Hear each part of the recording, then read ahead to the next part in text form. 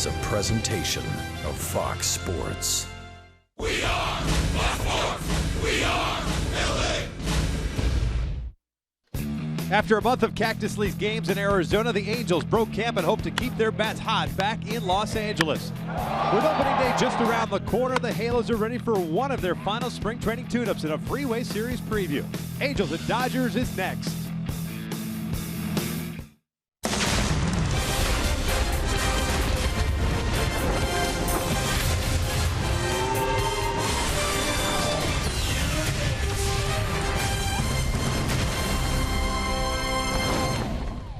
We've got a big-time production, but it is still spring training. The Freeway Series kicking off from Dodger Stadium tonight. Tonight it is game number 1 of this quick 3-game set. 2 here at Dodger Stadium and 1 at Angel Stadium on Saturday. Hi, everybody from inside Dodger Stadium. We welcome you back to Angels baseball here on Fox Sports West, along with Mark Gubiza. I'm Victor Rojas, and the one thing that not only us, but also the players get a chance to feel is the big ballpark once again. They're so used to playing in those minor league ballparks and those spring training fields. A little different now. Yeah, Victor, the big thing, too, not only the big field, but also playing at night. Very, different for hitters to be able to get acclimated to the baseball coming in at night. Fielders, the same thing, so it should be a lot of fun here at Dodger Stadium tonight. I know we talk about it ad nauseum as far as spring training and the numbers being, somewhat bloated in Arizona, but the Angels' offense have swung the bat well. Yeah, Vic, they've hit the ball extremely hard, used the middle of the field approach of Dave Hansen and Mike Trout. Certainly, coming into camp, he said, hey, he's going to be a little more aggressive going after that first pitch. And he's hit a couple of real big home runs, especially that one against Chris Sale, one of the best pitchers in all of baseball. He hit the ball extremely well. Albert Pujols behind him has hit the ball extremely hard. There was a conversation that he might not be ready to start the season, but right away in spring training, he was using that lower half of his body, driving the ball left, had a lot of base hits, also going the other way. The power has been there for Albert, which is so important for that balance in the lineup. And this lineup has been, you mentioned it in Arizona, dynamic. We're talking about a batting average well over 300, so many big numbers. Escobar has been great, over 400, Nava over 400. They're putting the ball in play, and the big thing, Victor, they are not striking out. Escobar has not struck out once this entire spring training. That's how important they've been able to do as far as swinging the bat. A lot of newcomers, and we'll talk about them throughout the broadcast. We're going to step away for a moment. When we return, we'll focus in on tonight's starter and a big man in the rotation, Andrew Heaney.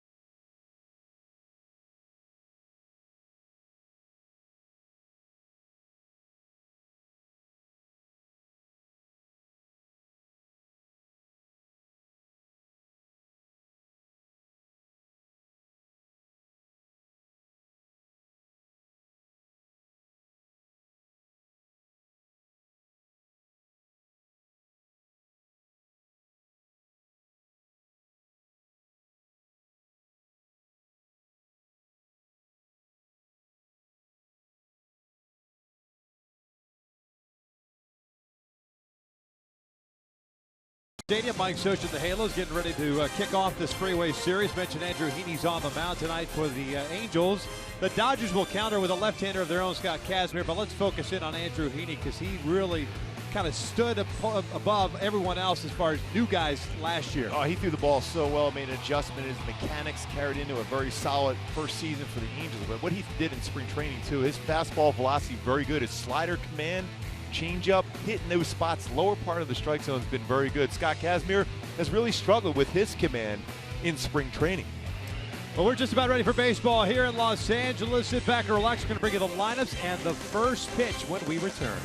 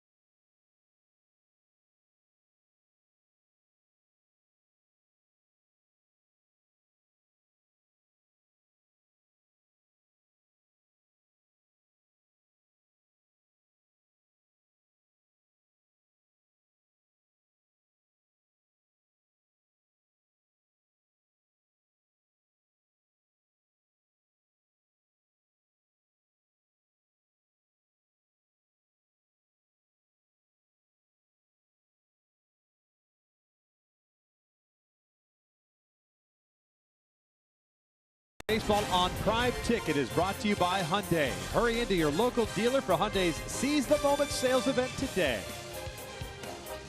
Gorgeous sunset here in the Southland. Angels and the Dodgers kicking off the freeway series. Although this is, the freeway series in quotation marks since it's spring training. This year they're back to the 2-2. It's in May, I think, when these two teams will meet once again.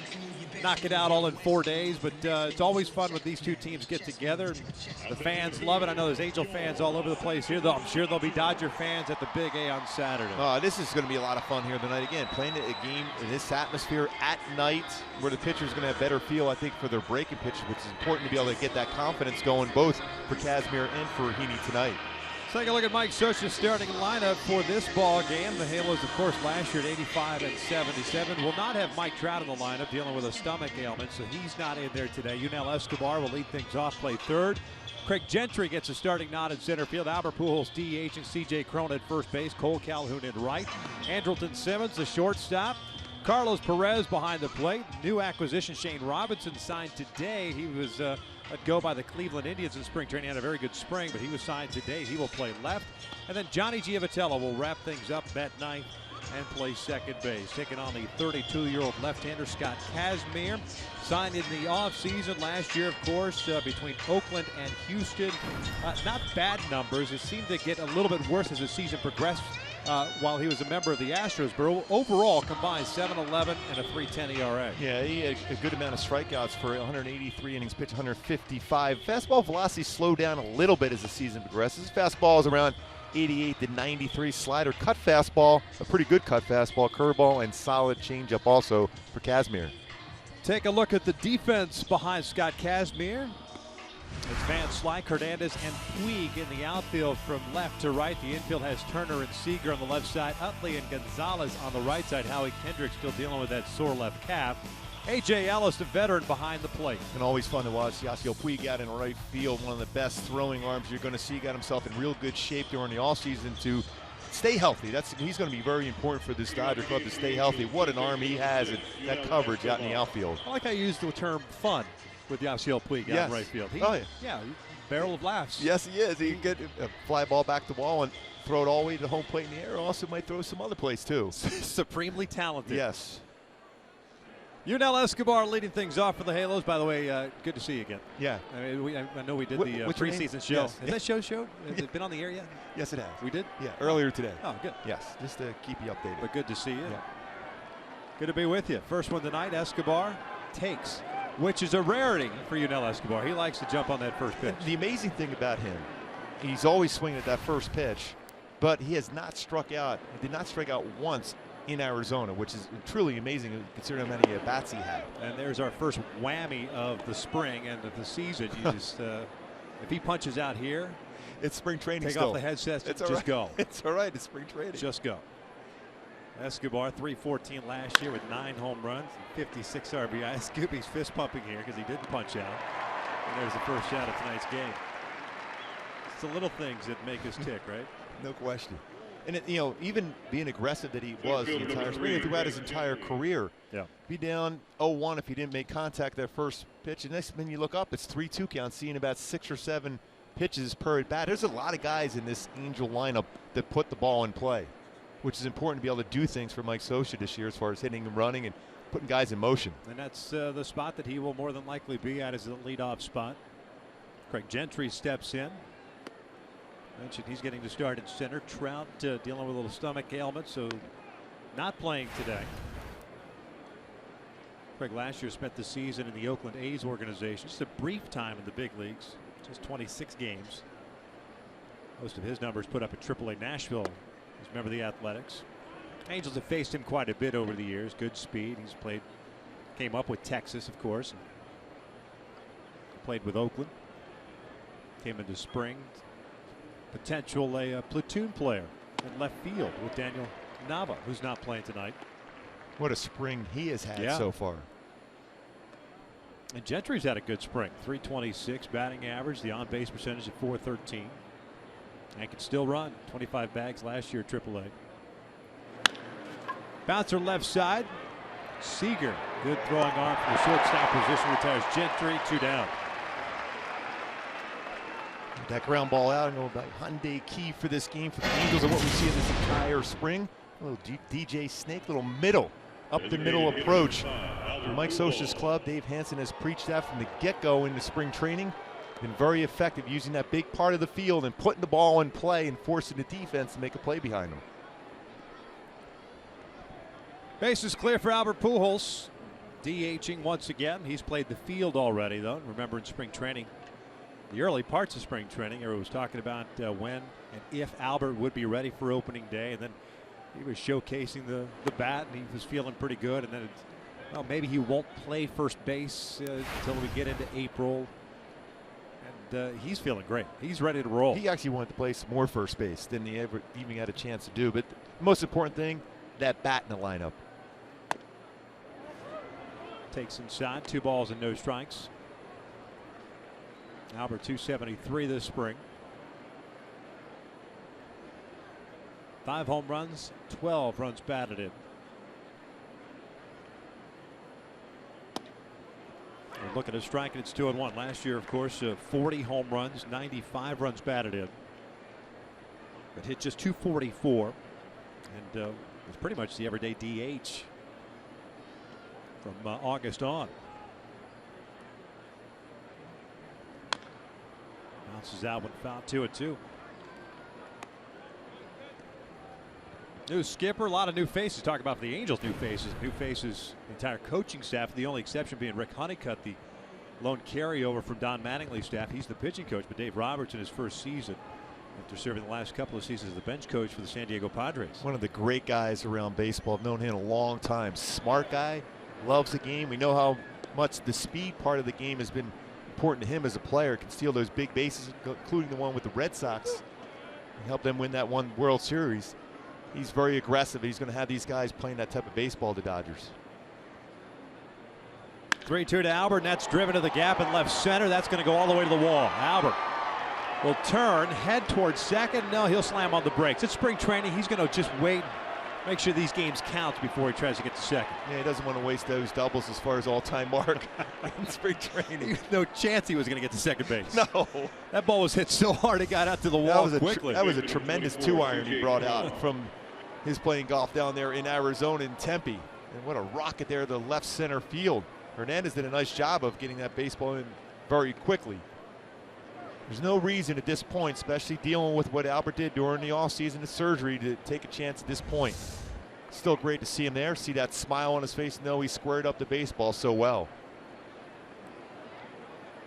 So a 2-out single for Albert. Single to the wall. Brings up C.J. Cron. Gonzalez will play behind Pujols at first base. That's 1-0. Crow last year, 113 games for the Halos, 262, 16 home runs, 51 runs batted in. It was with Albert serving as a DH. It was CJ that had the bulk of the playing duty at first base, and had some issues. Worked on it hard this offseason to become a better defensive first baseman, especially with Albert going through the surgery and not knowing what the outlook was going to be for Albert. Working a lot with Mike Gallego, field instructor too, about just throwing some low throws to be able to get the footwork better at first base. That's what's so important for first base and footwork. Out of the count of 2 balls and a strike. CJ's come on strong towards the end of spring training. 323 overall, a home run, 10 runs batted in. Always gets a ton of at-bats. I asked him that today in the dugout. I said, you always seem to have a ton of at-bats in spring. And he says, I'm fine with that as long as I get my swing ready to start the season. Also had some games in minor league games where he had 8 to 10 at-bats. So he's had quite a few of them, and he's getting ready for this season, how important he is for this offense and that protection for Albert and Cole Calhoun behind him. Obviously with Mike Trout too. I think from an offensive standpoint, you'd want as many at-bats as possible throughout the course of a long spring training. And Cron foul tips that one into the mitt. And the Angels are done here at the top of the first inning. We'll head to the bottom of the first, scoreless here at Dodger Stadium.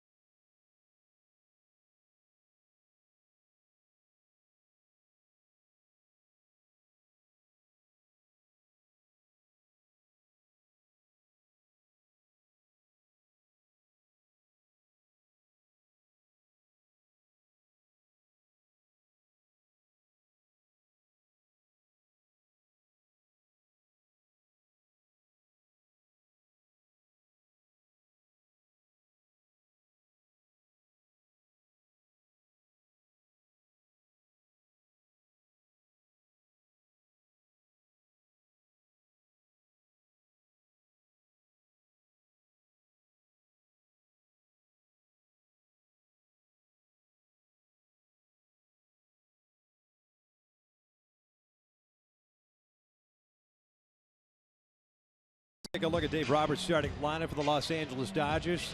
Winners of the National League West last year with a 92-70 record. It will be Kike Hernandez leading things off in center field. Yasiel Puig in right. Justin Turner at third base. Adrian Gonzalez at first. Scott Van Slyke at left. Chase Utley, the second baseman. A.J. Ellis behind the plate. Corey Seager, the shortstop, and Scott Kazmir will bat ninth, and he is the pitcher. The Angels are using the DH. The Dodgers are playing it as they would a regular season game. They are taking on Andrew Heaney last year. 6-4 mark at 3.49 ERA in his first season as an Angel. And Andrew Heaney, always important for him to be able to establish that fastball downstairs. Good fastball for him, especially on the outer part of the plate. He can back it up with a solid changeup. Good slider also.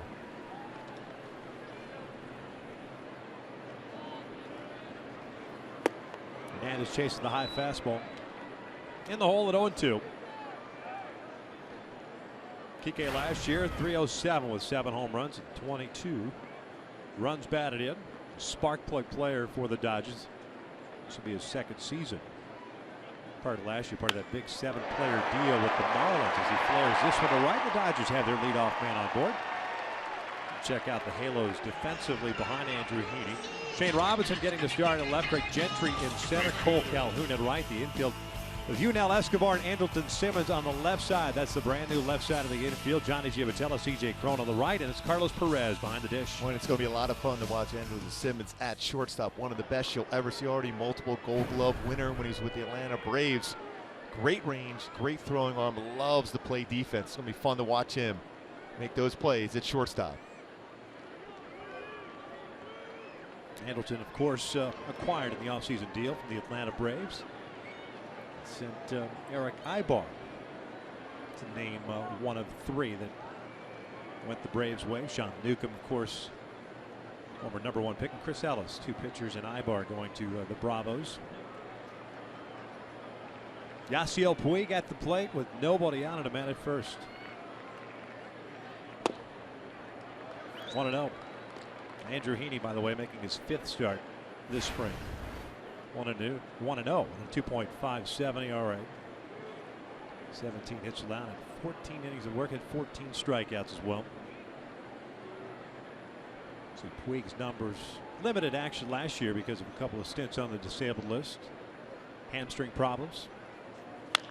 Bounces this one to the left side. Escobar goes to Giavotella. Johnny, what a play to keep that foot on the bag. And they only get 1.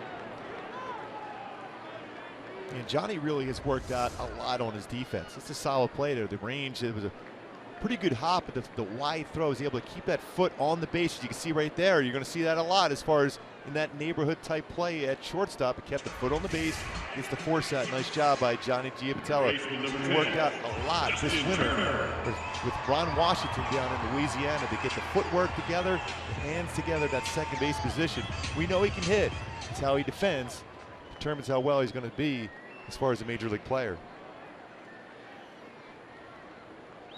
1 out, 1 on, and it's Justin Turner at the plate.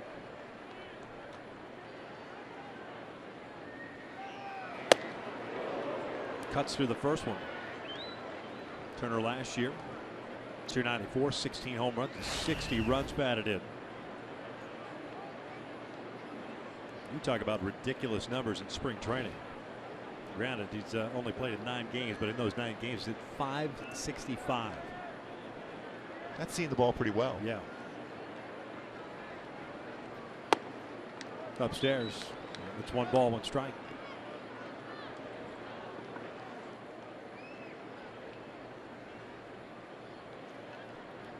Mentioned the Dodgers last year, 92 and 70, 55 and 26 here at Dodger Stadium. The Angels last year struggled out on the road at 36 and 45. Played well at home and played well within the division. Snap throw to first. And sails toward the infield side of the bag, so Cron has no play over at first. It's still important for Carlos to throw that just to keep Puig and scouts watching this game, and that back pick for your catcher with that strong arm that he normally would have on a throw to first base. Important to be able to throw that and showcase it.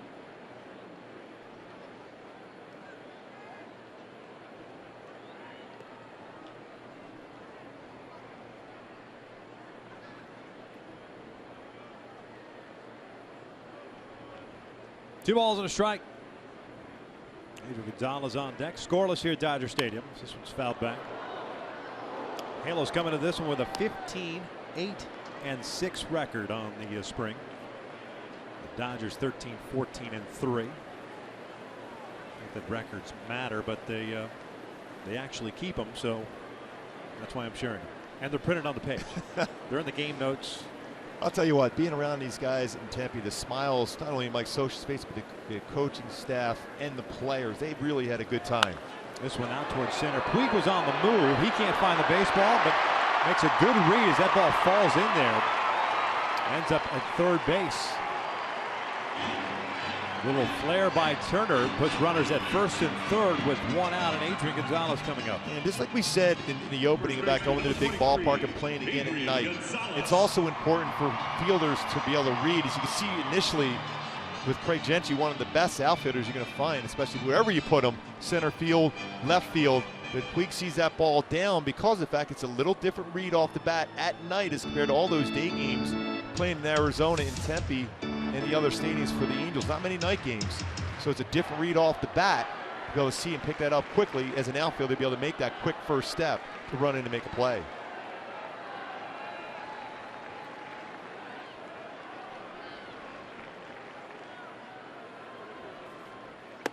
Gonzalez takes up and in. 33-year-old coming off a .275 batting average last season with 28 home runs and 90 runs batted in. 28 bombs for Gonzalez. Put him at the top for the Dodgers last year.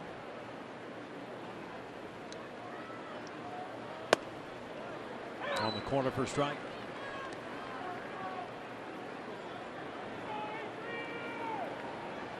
It's an interesting offseason. Was an interesting offseason for both teams here in Southern California. The Angels, of course, not going out and signing a big name free agent was talked about quite a bit. This one going on to second. Crowd number 2. Everyone froze on that. And it may have probably works out the Angels' benefit. We'll see how the season plays out. That was a decision made by the front office, even though it seems like they got crushed by everybody in the offseason, the writers and the geniuses and the experts out there, because they didn't go out and spend the money. And the Dodgers on the other side. Obviously, Zach Greinke left and went to the Diamondbacks. And, yeah, they had the Iwakuma deal that got nixed because of the failed physical. They had a deal in place for Aroldis Chapman that ended up, they backed out of it because of the situation that Chapman went through on the personal side of things. It's just kind of an odd offseason on both sides. Yeah, and the Dodgers spending some money on the pitching staff, some international signings themselves, but the Angels real comfortable with what they have done. And even, you know, we're going to be having Billy Epler in the booth, I think, on Saturday. Yeah. So there was even talking to him down in the dugout today. His philosophy was he wanted guys that were going to put the ball in play, because with a big yard like the big A, the ball doesn't carry necessarily as well. You want contact hitters. Another foul. And yeah, you're always going to get criticized for not signing Yoenis Cespedes or Justin Upton and all those great names that were available to potentially play in an outfield that already consisted of the Gold Glover, Cole Calhoun, and Wright, and the best player in the game, Mike Trout, in center. Yep. So yeah, there's always going to be some criticism, but the way this team is set up right now, the way they're playing, it's been a lot of fun to watch. 2 balls and a strike on Van Slyke. And on top of that, the Angels, you know, obviously revamping the front office, revamping their coaching staff. Dodgers had to revamp their coaching staff as well, with Don Mattingly heading to South Florida, become the skipper down there. It's Charlie Nagy, the new pitching coach. Scott Radinsky, the bullpen coach. Dave Hansen taking over full-time as the head hitting coach. Paul Sorrento, the assistant. That one dropped by Perez. Turner will take second base. The runners at second and third now with 2 down. And I still think a huge pickup for the coaching staff, Ron Renicky being back. Man, when you get a chance to talk to him, he just loves the game of baseball. When he said he came back, there was a reason he came back. He wants his club playing the way he's always seen this club play under Mike Scioscia. That means taking that extra base, being aggressive, putting the ball in play, making the defense uncomfortable against you when you're at the plate or when you're on the bases. And Ron actually finishing last year as a third base coach for the Dodgers. To take everybody away back and forth. It's, well, you know, obviously with Dave Roberts coming in too. Back up the middle. Giavatello was shading him that way. 1 hop throw, 2 hop throw, got him. Thought that one hop was going to get there. Instead it was a 2 hopper, but a terrific play by Giavatello, who was shading up the middle on Van Slyke. And again, we talked about hard work for Giavatello on the defensive side. What a play. That ball is on the shortstop side of the base. 1 hop, 2 hop, gets him out.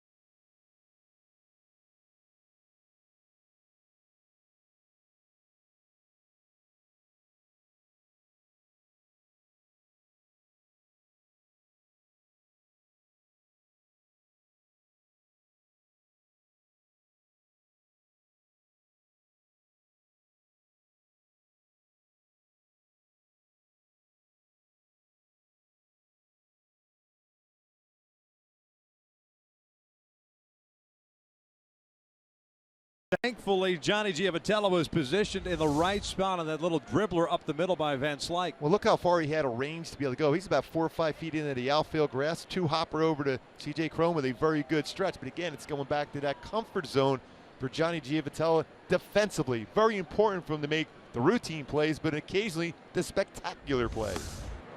Casimir back to work here in the second. He'll face Calhoun, Simmons, and Perez. Cole taking a strike.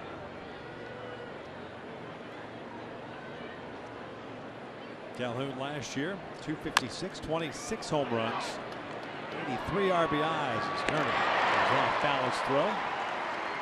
Retires Calhoun for the first down. What we saw in spring training quite a bit from Cole is going the other way, even bunting down the third base line with a shift being on against him. A nice play by Turner, who's really turned into a solid major league player. We talked about his numbers in spring, but he's really turned into a good player. Really has kind of settled into Southern California and with the Dodgers, of course.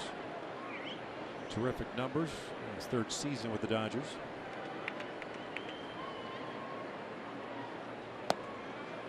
Off-speed pitch to Andrelton Simmons. Looks at a strike. Mentioned the trade that the Angels consummated early in spring, in the offseason, I should say, in spring training. Acquired him under team control for the next 5 seasons. Remember, we had a conversation with a number of people from Atlanta. Yeah. How much they loved him as a player and as a person. He's done a real nice job of going the other way, too, at the plate. He's going to be a pretty solid hitter. He's going to win games with his glove, but he also real comfortable hitting. He's been watching Trout and Pujols during batting practice. Watched him a number of times in Tempe. That approach up the middle. Off-speed pitch. 3 balls and a strike. Simmons, 26 years of age, a native Curacao. Speaks 4 languages fluently. We have a tough enough time with 1. Amen. There's a strike, full count. But it's spring training for all of us, Gooby. Yeah. Hope to master that English language in the next 4 days. We got 4 spring training games left. Yes. 3 against the Dodgers, and we're doing the Sunday game against the Cubs. That is inside, and there's the first walk issued by Casimir. Puts a man on with an out. Right. How crazy is that atmosphere going to be down the Big A opening day? Chicago Cubs in town for the opener. Number 58, Carlos Perez. 2-game series with the Cubs, Monday and Tuesday night. Off day on Wednesday, and the Texas Rangers rolling to town for the first 4 on Thursday. The Rangers opening at home and finishing at home this year. Seems like we never end at home. Yeah. There's Carlos Perez. Lines this one to center, jumping on that first pitch. Short, compact swing. We saw quite a bit of it last year, his first season with the Angels. Left fielder, number 8. He shortens up his swing. He's very effective. A lot of times we saw him do that, especially when he had a couple strikes on him, but this time staying back, using that middle part of the plate, didn't try to pull that baseball. Otherwise, it's a ground ball to short. Very good defensive catchers. Did a nice job last year. 86 games, hitting .250. Pretty solid tandem with Giovanni Soto, former Rookie of the Year with the Chicago Cubs. Here's Shane Robinson, the newest Angel, signed today. Robinson was with the Cleveland Indians, putting up pretty good, decent numbers there with the Indians. In spring training, was let go. Remember a couple plays defensively for Minnesota last year. There were incredible highlight plays defensively. Great speed. Originally a 5th round pick by the St. Louis Cardinals of Florida State. 83 games last year with the Twins at .250 with 7 doubles, 3 triples, 16 runs batted in. And the name might sound familiar to Dodger fans. Go back to 2013 NLCS against the St. Louis Cardinals with J.P. Howell on the mound. Shane Robinson hit a pinch hit home run that extended the Cardinals' lead at that point from 3-2 to 4-2. As he bounces this one over to short, it turns out to be a double play. It was the last home run that Shane Robinson has hit in the big leagues. Pinch hit home run right here at Dodger Stadium. It was a memorable one. Oh, there's no doubt about it. Heading to the bottom of the second, scoreless.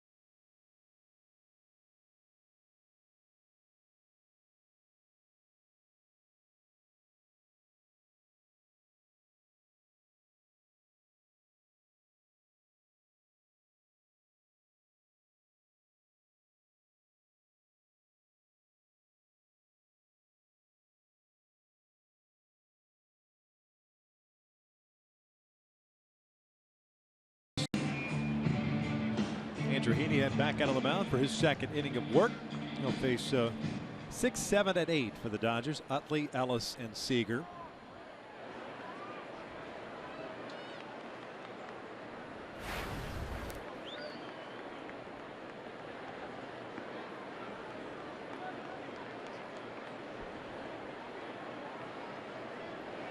Utley looks at a strike. Shift is on against Chase Utley.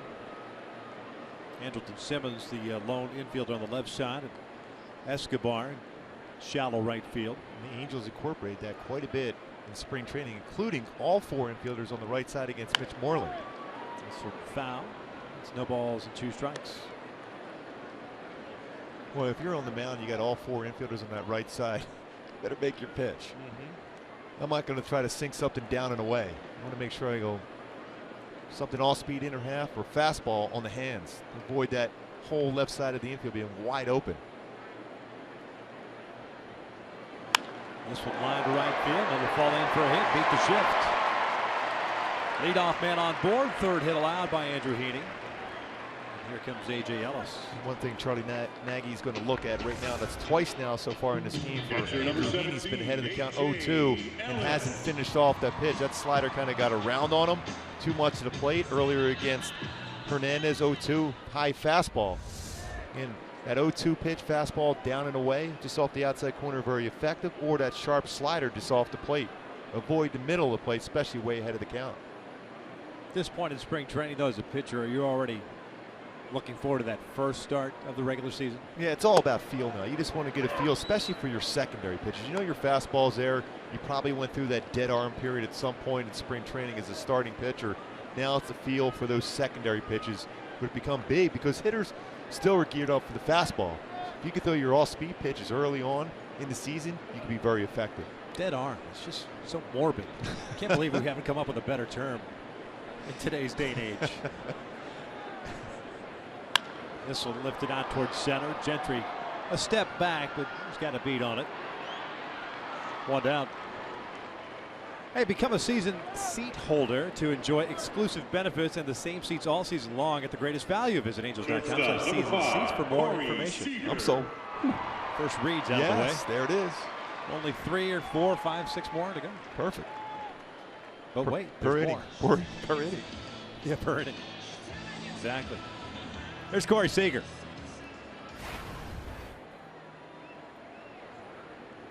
Shortstop, 21-year-old signing player that came up last year. And .337 for the Dodgers. A lot of excitement with this kid. First round pick, 2012.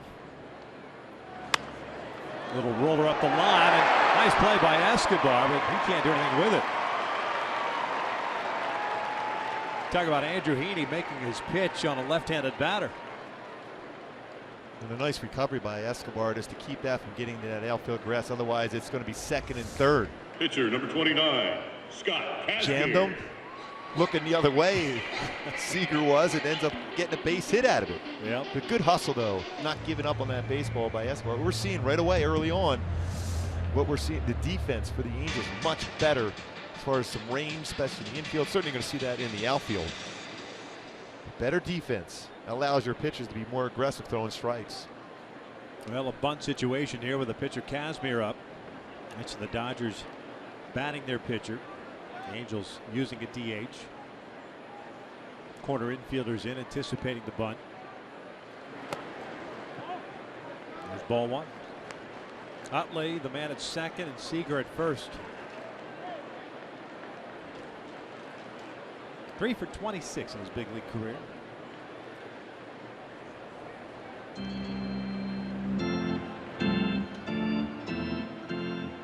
Crone and Heaney talking things over. Simmons and Giavotella also doing the same thing. Well, Dodger fans got to be happy to see Seager playing. He was banged up a little bit earlier in spring training.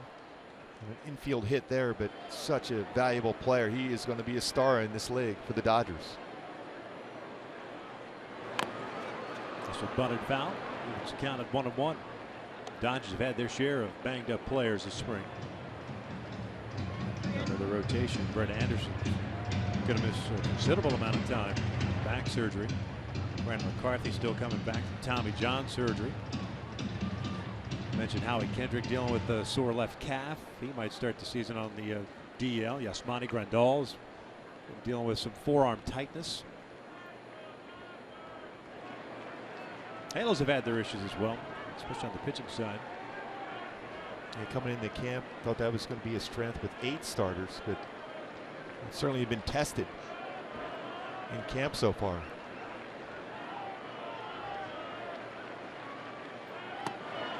Breaking ball misses down. It's 2 balls and a strike.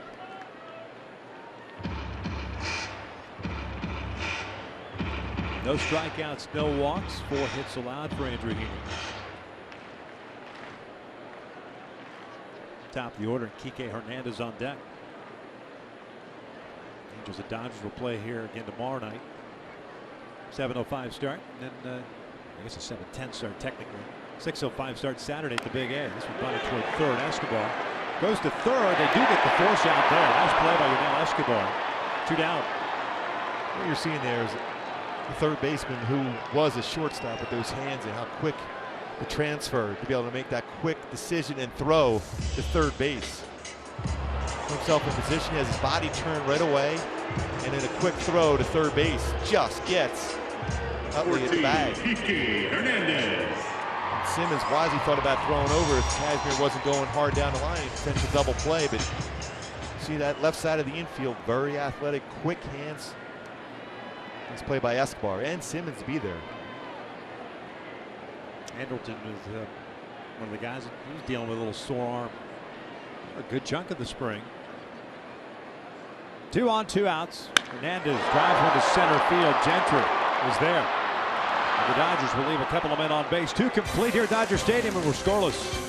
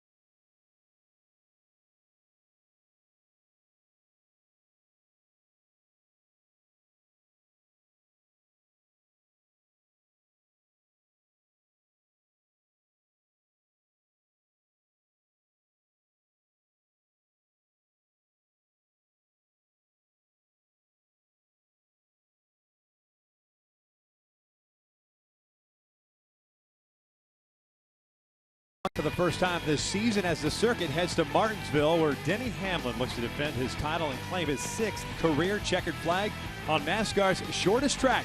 It all starts Sunday at 8:30 a.m. Pacific, only on FS1, or watch it live on Fox Sports Go.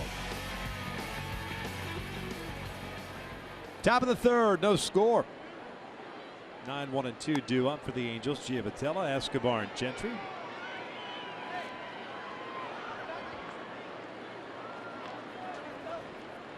Johnny Giavotella at .272 last year for the Angels. 4 home runs, 49 runs batted in. And always seemed like he thrived late in games and clutch situations, came up big. It's kind of what you were talking about earlier as far as his offense and dialing down his swing a little bit. Because when he becomes a short, compact hitter, a lot more effective. You know, I know it's nice and sexy to hit the long ball, but when it's not necessarily your game, you're better off focusing in on the little things. And when he did that, he was great at it. Yeah, especially when you think that he's centered into a certain part of the strike zone. Because he will chase some high fastballs, sometimes about letter high. But when he gets that baseball down, he's going to hit the ball hard. Had a nice spring offensively, 306. 338 on base percentage. I'll take the strike. It's 1-2.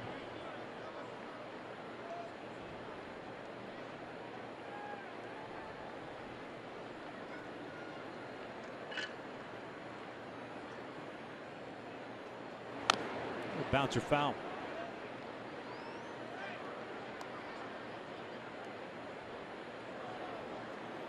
Johnny, one of 4 guys, came into spring training last year trying to win the second base job, and it was Chivatello came out on top. Pretty much hung on to that job all season long. Well, how about the energy he brought when he came back, when he missed that time? He came back and had so many key hits, including some big ones in that last series against Texas.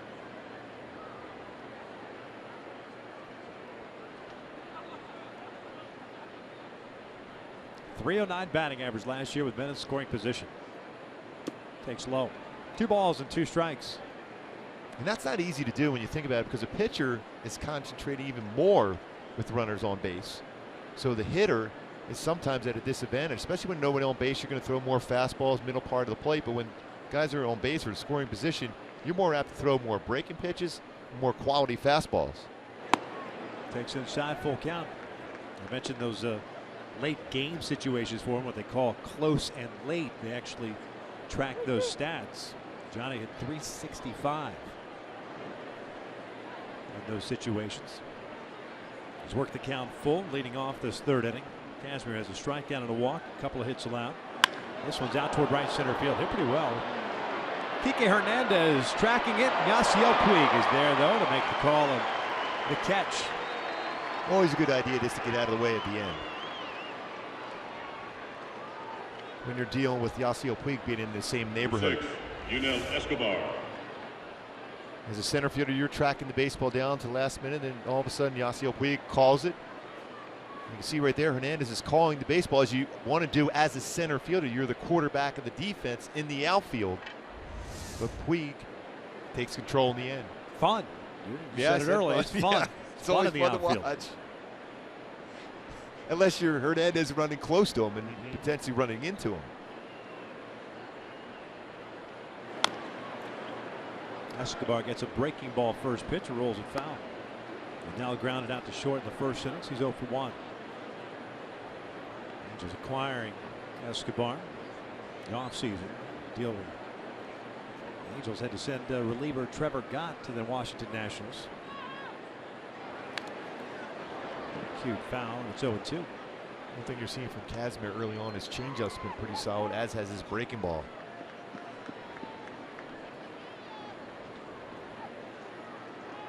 Escobar signed through this year, but there is an option for next year at a reasonable cost. It's jammed here and rolls it foul off the foot. The count remains 0-2. Escobar has fun playing the game, really has a good time in that clubhouse, keeping everyone loose. Real good bunch of guys on this team this season. A lot of new faces. There's one right there. Unbelievable, gifted fielder, Simmons.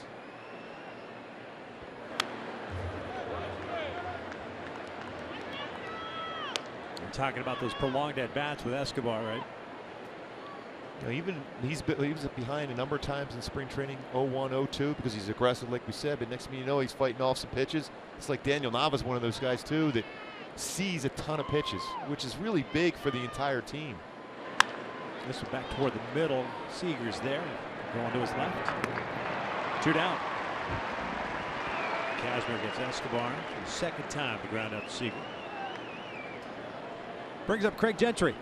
Number 3, Craig Gentry. I know you get asked, especially this time of year, quite a bit about what's your take on the American League West. I think I don't know about you. I know I got. What's your take on the American League West? I got out of that prediction business years ago because it's kind of meaningless. What, the last 2 years, what the Royals get selected to win, what, 75 games or something like that? They've been to the World Series. This year, however, they're being picked by some to win it all, so they might actually win just 75 games. Yeah, but also there's been some that said to come in 4th place in the division. I know. Health. That's what really comes down to. Yeah.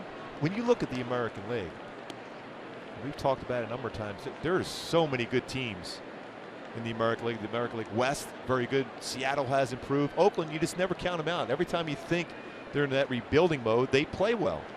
So they got a pretty solid bullpen, so they're going to be very competitive. Bouncer over to Turner. Across the diamond goes the throw, on the Halos go down in order. We'll head to the bottom of the 3rd. Middle part of the order coming up for the Dodgers. Still no score.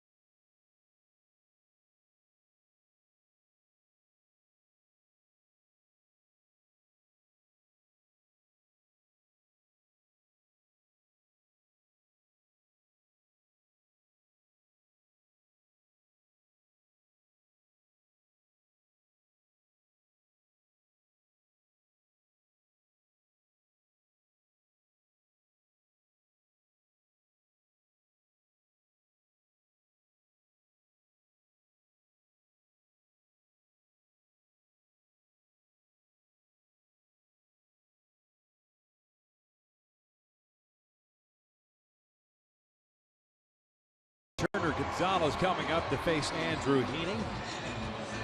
Game 1 of this 3-game spring training freeway series. And if you're wondering where Mike Trout is at, he's not in the lineup today, dealing with a stomach ailment. Did nothing serious. Hopefully you see him tomorrow, if not over the weekend. All that matters really Monday. Exactly. Go time. Yasiel Puig went around. So funny talking to Dave Hansen. I was asking, what is the normal amount of at-bats for hitters to be ready when the season starts? He said sometimes guys 40 or 50 at-bats. I said, what about Trout? He crushed the ball right away. He goes, well, Trout probably just needs to stand in the batter's box one time, and he's ready to go. So he's certainly ready. He has crushed the baseball in camp in Tempe, so he's ready to roll. What's he saying this year that he's going to do different? He's going to steal bases. And then not do it. Steal bases. He's going to steal bases, and he's going to be aggressive on occasion, first pitch. On occasion. He has to hit a couple out on first pitch. And he has bunted for a single this year. Yeah. Yes. And when you think about how quick Trout is, if you bring those corner infielders in, if he gets any bunts down, that's an automatic base hit. And then you force those guys in the corners, and then baseball will be flying by them for extra hits. Count remains at 2 balls and 2 strikes. It's our pleasure to, speaking of Mike Trout, someone who's very close to Trout is Ruben Dog. Garrett Richards kind enough to join us down from the dugout. Garrett, congratulations to, first of all, before we start, on the opening day nod. I'm sure it's got to be a thrill for you to kind of look forward to Monday's start against the Chicago Cubs and get this season started for the Angels. Absolutely. You know, it's an honor, tremendous honor to get the first game. I'm just excited to get going, and I'm excited to see what this team brings to the table this year. Well, Garrett, you worked out a lot this spring. You got stronger. How important it has been to be able to carry that workout into what you've done so far as throwing the baseball in the spring? I mean, I feel great. You know, I put a lot of work in the weight room this offseason, trying to get my legs strong again, and obviously continuing to get stronger, you know, upper body and everything. But You know, me and Heaney worked out together all off season, and you know, kind of pushed each other. So it was good to have not only a teammate, but also a guy who's in the big leagues that, you know, you can work out with and get better together. It looks like you're getting pushed around in the dugout right now, man. It's not just Andrew Heaney. Yeah, these guys are messing with me hard right now. It's got to be tough for you to work out with a Sooner, right? Or with the Cowboy, you being a Sooner. Yeah, you know, but the way it works in Oklahoma is, you know, we root for each other unless we're playing each other. So, you know, it was cool. You know, we always went back and forth, and we went to the Bedlam game together, and that was fun. You know, the Sooners coming out on top was always That's even better for you. always nice. So you worked a lot. We talked about even in spring training or even today about your changeup. How important is that pitch going to be for you as to take to that next step to be the elite pitcher in the American League? I think it's going to be a very important pitch. You know, I think it's going to open a lot of doors as far as during counts and kind of getting guys off of all my other stuff. You know, everything I throw is kind of hard, so it'll be nice to have something with a different look on it. Nice play by Simmons on the redirect by Andrew Heaney. So 2 outs here in the third. Still no score. Garrett Richards kind enough to join us. And I want to go back a little bit to last year for you, Garrett. Obviously coming back from that horrific knee injury that you suffered while you were having an unbelievable season. Was there anything different for you last year? I mean, I know there's a lot of talk about the knee and everything in spring training and how will you react to everything for the season. But what did you take away from last year compared to what you were doing the year before prior to the injury?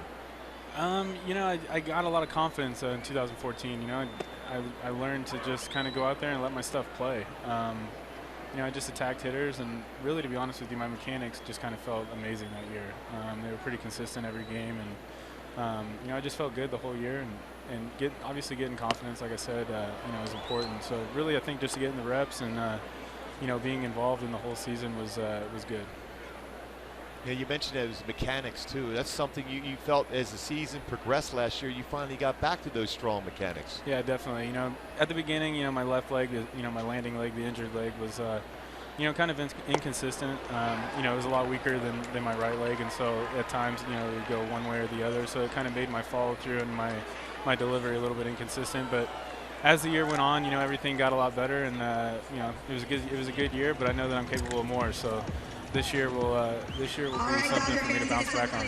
Well, glad to hear it, man. Hey, thank your Oklahoma buddy for getting you out of here quickly with a 1-2-3 inning. We appreciate it. That's how you do for the pitcher. Good job. No worries. Thank you, guys.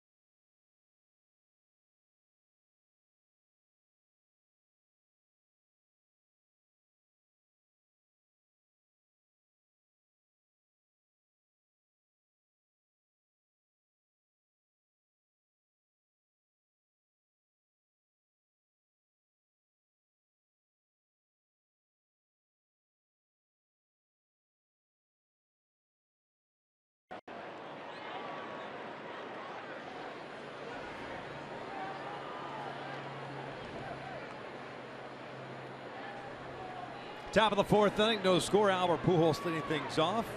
Will be followed by C.J. Cron. Cole Calhoun as Casimir's first pitch misses down and in. Well, that last pitch, though, for Andrew Heaney at 95-mile-an-hour fastball. Garrett Richards topped 100 miles an hour a couple times down in Tempe. This one down the line, just foul. Is that because of the dry dry heat, Arizona? Yeah, a little more velo. Yeah, I'm sure. Came into play for sure. We appreciate Garrett jumping on and dealing with the barrage of sunflower seeds to join us on the interview. It's amazing that happens when you make it back out here to California. The sunflower seed attack. Albert pops this one up on the right side. Gonzalez drifting over. 3 rows deep. Count is 1-2. A shower. Right in the face, too. Wear it.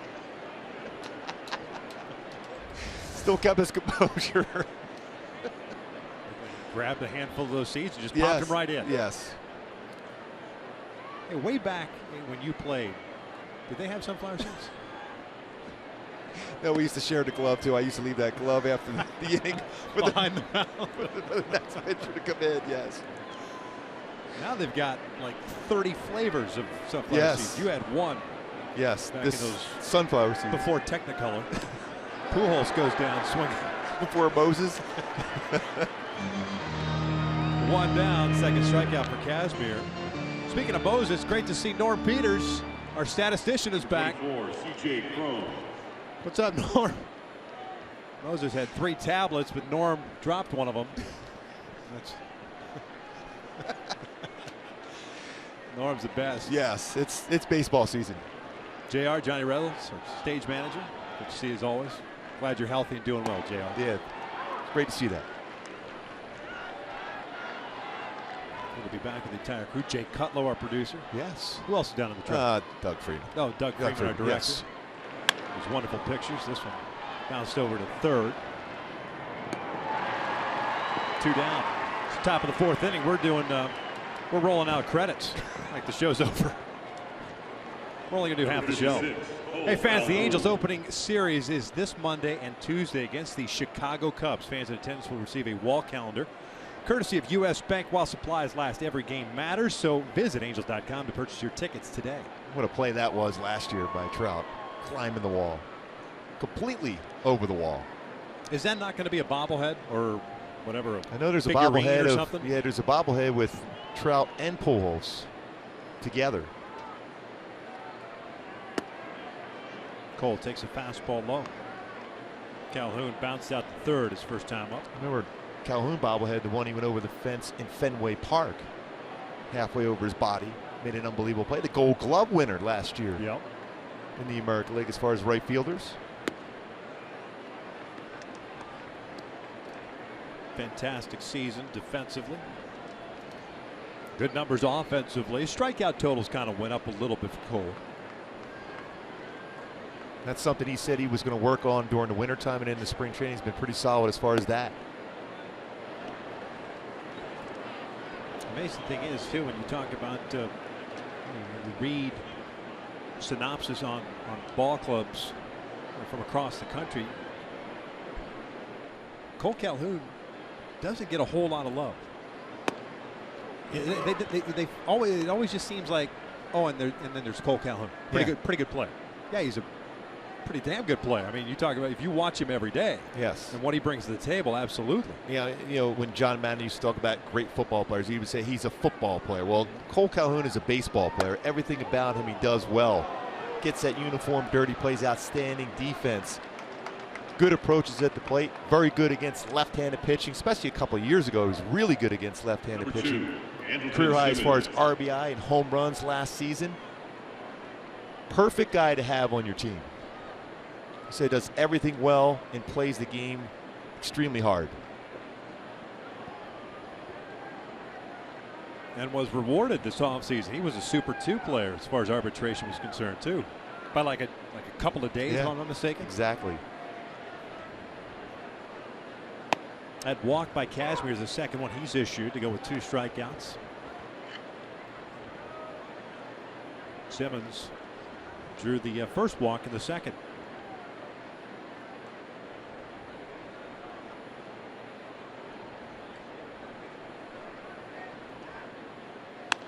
This one off the end of the bat to shallow left. Seager's out there. He takes charge, drops the baseball. Tried to go with the one-handed grab, and it looked like it just hit the heel of the glove. Well, I was watching that play, and good hustle by Cole. We talked about he plays the game the right way. He's at third base right now on a pop-up to the shortstop. Well, Seager at the last second took his eye off the baseball and didn't look that ball into the glove with the one hand, trying to make the play, unable to do so. So he going back, tracked it well, calls for it, and then took his eye off the baseball, hits the heel of the glove, and not able to control it, going with the one hand, not bringing the other hand. If you're a youngster, always bring that second hand in to control the baseball in the glove on a pop-up, especially when you're in position to make the play, not running back, obviously, trying to make that one-handed play. First and third, 2 outs. Carlos Perez up. Scoreless. We're in the fourth. Carlos flips one out to shallow right field. That is going to get down for a hit.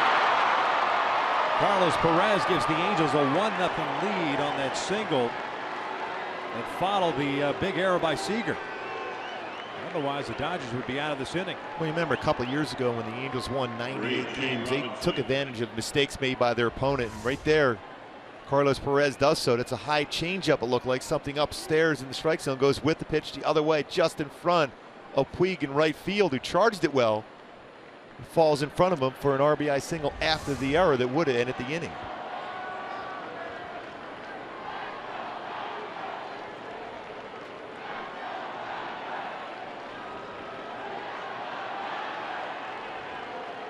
Simmons at second, Perez at first, as they did go around. Shane Robinson tried to hold up on the breaking ball. It's an 0-1 count. Robinson 0 for 1. Grounded into a double play that ended the second inning.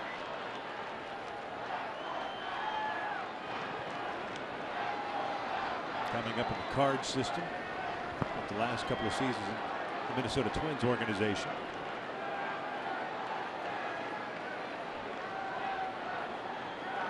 Simmons takes off toward third. He had a big jump. Carlos Perez did not break from first base. He's the trail runner. And a lot of times as a trail runner, unless you feel comfortable going, you just stay there. Because a lot of times the catcher will throw to that back base, because you have to wait till the runner in front of you is going.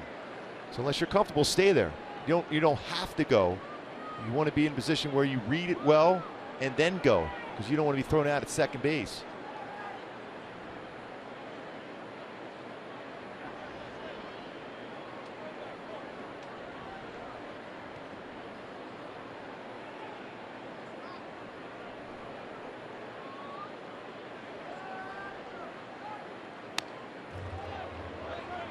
No balls and 2 strikes. 1-0 Angels, capitalizing on the error by Seager. Carlos Perez flipping a single to right field. Also, the important thing that Cole worked a 2-out walk. By the way, gutsy play for Yasiel Puig, because he pulled up at the last second, let that ball bounce, and all of a sudden had to glove that ball. Ball gets by him. Talking potentially a second run. Swing and a miss. Robinson goes down on the changeup, actually foul tipped it into the mitt. The Angels get on the board. They lead at 1-0 as we head to the bottom of the fourth.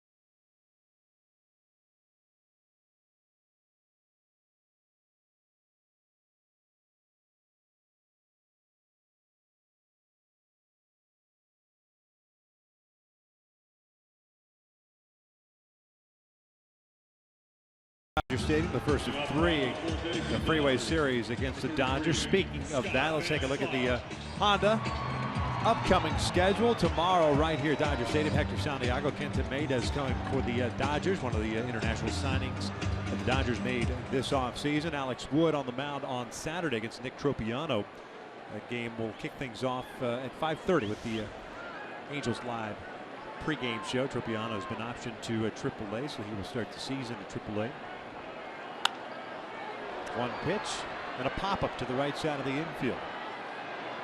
TJ Crone makes the grab, and there's the first out. Yeah, Tropiano throwing the ball pretty well early in camp, but he got sick too. Like you've seen that in a number of players. Even Tyler Skaggs was supposed to pitch in relief after Garrett Richards the other day was a little bit under the weather. So that little flu bug, stomach bug has been going through the clubhouse. Hopefully be out of the way once the season starts.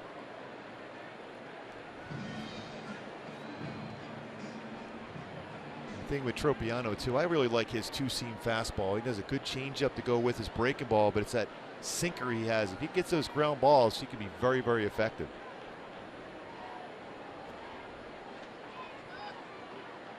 Chase Utley takes a strike. He's 1 for 1 with a single. Talking about Nick Tropiano's getting the start on Saturday. As far as the rest of the rotation, Matt Shoemaker. It looks like, it sounds like that he's in the rotation. A nice conversation with Jared Weaver today.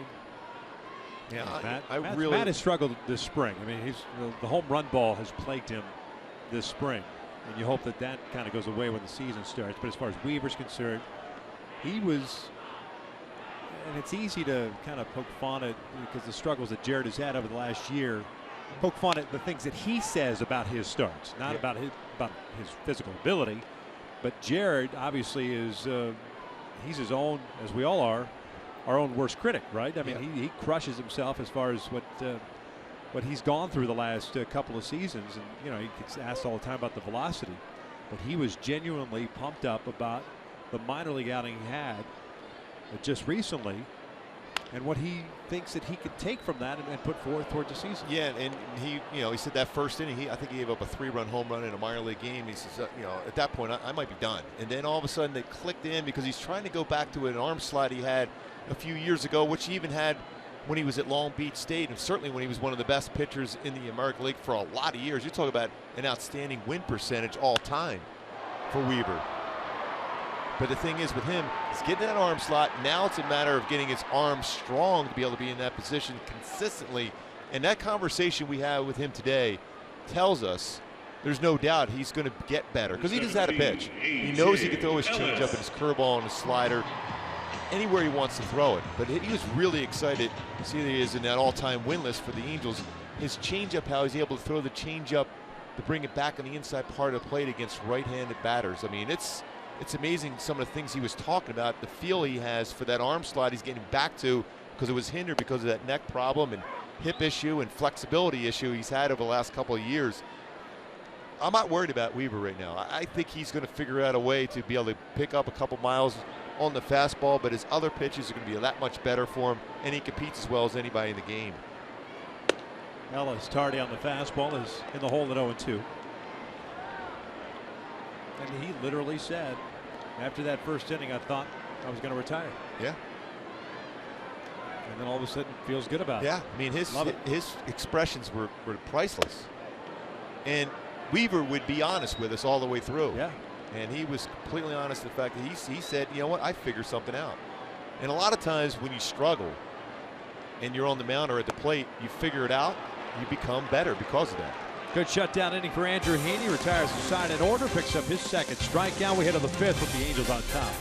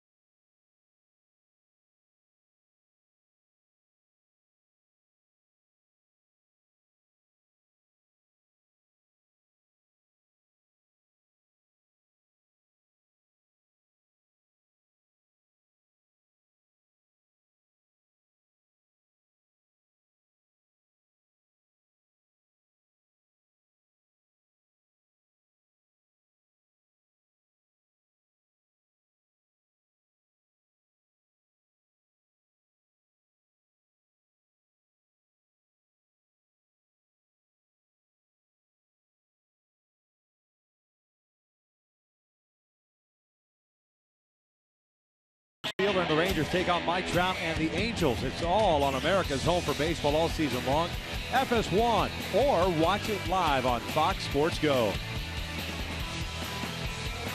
Rangers are a team that everyone's talking about being one of the dominant teams in the American League, certainly in the AL West. Mike Scioscia knows this team very, very well over the years.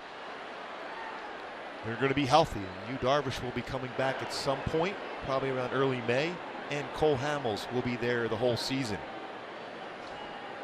So the pitching staff, their bullpen is very, very solid. That was the big reason why they were able to get to the postseason, their depth in their bullpen. 9-1-2 for the Angels here in the fifth inning, up 1-0. Giavotella, Escobar, and Gentry.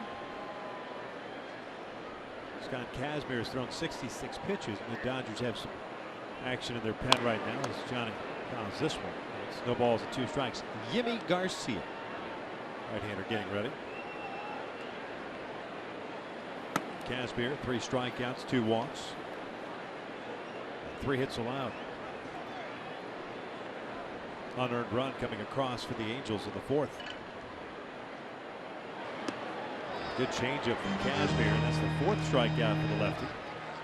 Well, the Dodgers got to be real pleased with what they're seeing from Scott Kazmir tonight. He really has struggled with command on all his pitches in Arizona, but his changeup has been very good. That started around belt high and almost in the dirt. Sells that very well. That high leg kick, good balance on the mound for Kazmir, and a very good changeup.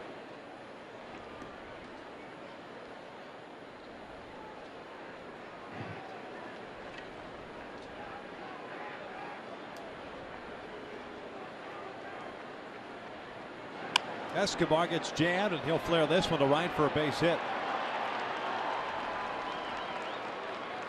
Is it too early to break out the nature boy, Ric Flair, into the outfield? Never. Never. Yeah, you follow it up with a woo. Center fielder Craig Gentry. I'm setting you up. Not like that either. Woo. Woo. Hey, drop out a woo.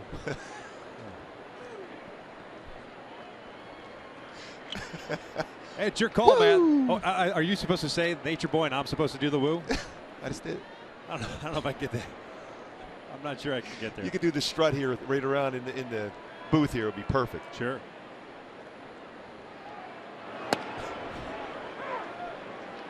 Gentry looks at a strike. He's 0 for 2 with a couple of ground outs.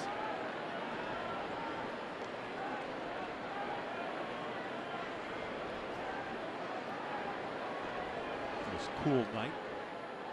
Wind was blowing us. It was gusting when we got here today. BP, but very little breeze now. Yeah, baseball was flying at him during batting practice for both teams. Although Mike Scioscia doesn't like necessarily to put the hit and run on with a left-handed pitcher on the mound, though we did see that quite a bit in spring training, taking that shot.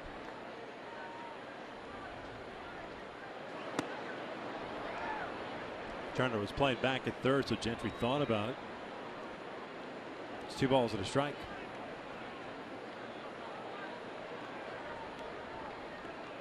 Figure Gentry will make the team for sure. Well, I guess nothing's for sure until we talk to Billy Epler on Saturday. He's going to give us all unless we're going to pencil out his 25-man roster for him, which is always a possibility. He bounces this one over to second. Utley, nice play.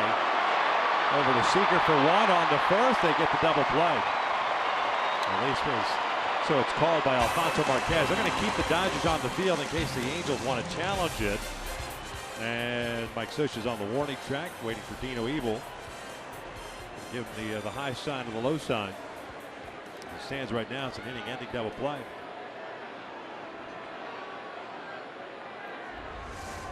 See if he indeed beat that one out going down the line. Foot on the base and then baseball in the glove. They are going to challenge it. Yep. You could see Dino Evil is saying safe to Mike Scioscia, and will challenge it. They are going to challenge it. Kazmir certainly really appreciates this because he thought his night is over. Might have to throw to one more batter.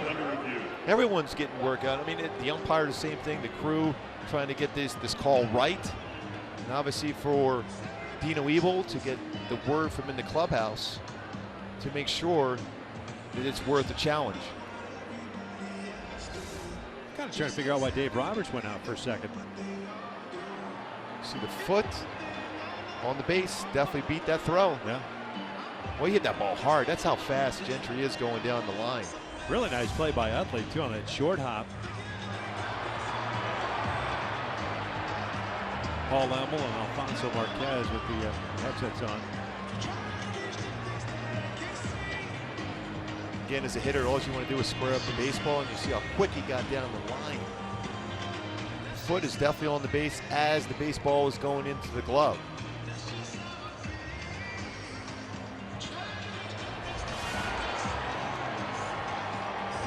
Oh, Dave Roberts, now we're being told that the reason he came out is that he might be challenging the slide rule at second base.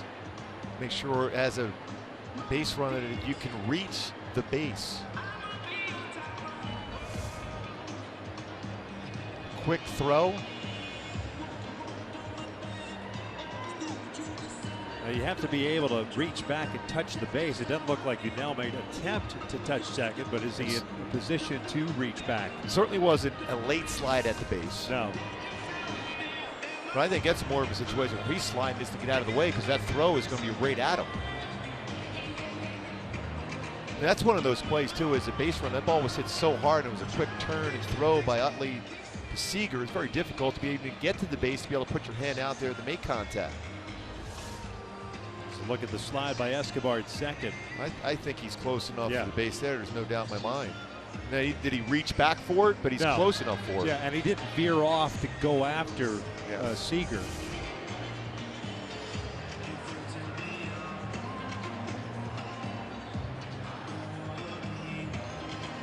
So it looks like a clean slide at second and safe at first base. But it's good for everyone to be able to see, even the Yeah. fans watching at home, that whole discussion as far as the slide rule, the new one in effect at second base now.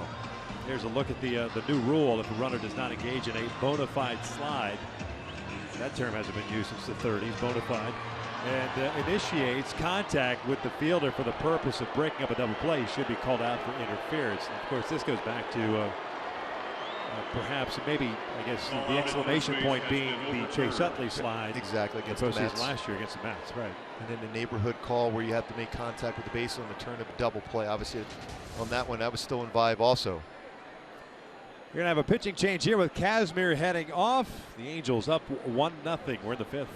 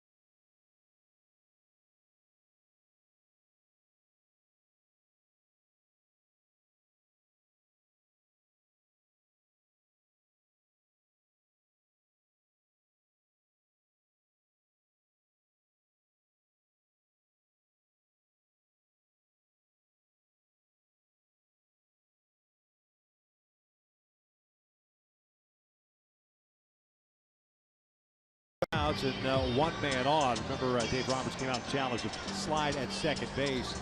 Last postseason, Chase Utley against the New York Mets, Ruben Tejada. This is what really came about as far as the new slide rule, and a lot of it had to do with this. Well, you can see how late that slide was for Chase Utley. You're sliding past the base, and that's one thing they wanted to make sure to protect a vulnerable infielder on a potential double play ball. And a lot of people saying, well, he has to find his way to how to get out of the way of that. But a late slide like that made baseball come up with a way to be able to find a way to protect those middle infielders. Chase Utley was involved in that, involved in this play right here. It's good to be able to see that play already looked at before the regular season gets going. And might as well. I mean, like you said, challenge these things so that at least you have an idea, a baseline, if you will, of how umpires are going to call certain plays. I mean, that's what whole replay is about for spring training, to kind of take advantage of those situations as Albert takes a pitch inside. Well, for Dave Roberts, first-time manager, now he knows where to, potentially to make a challenge, because you can lose a challenge. Mike Scioscia retains his challenge on that play at first base, so you can lose a challenge because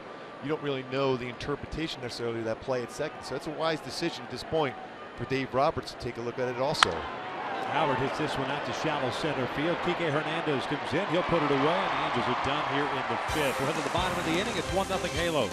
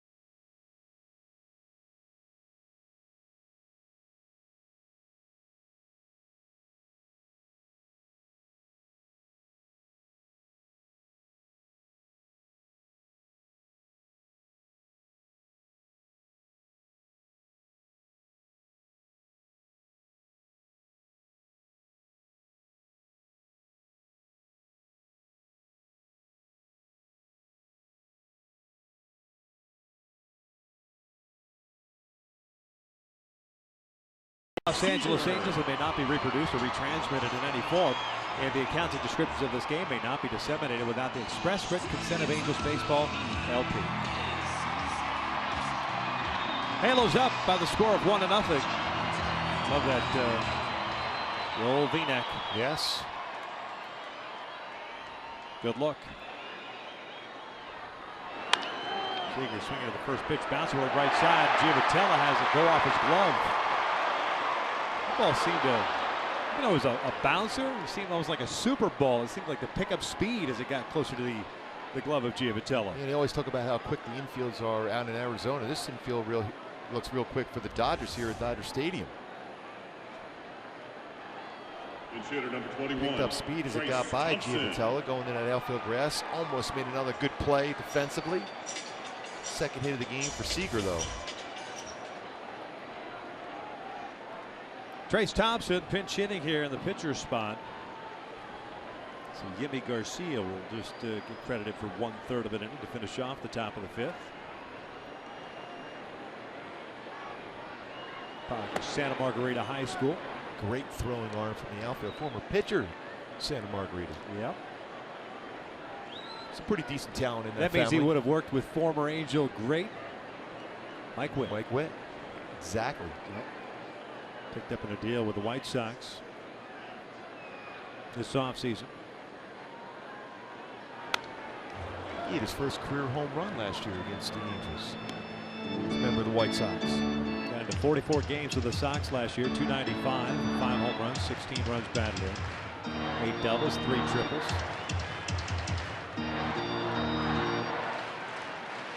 White Sox second round pick of 2009.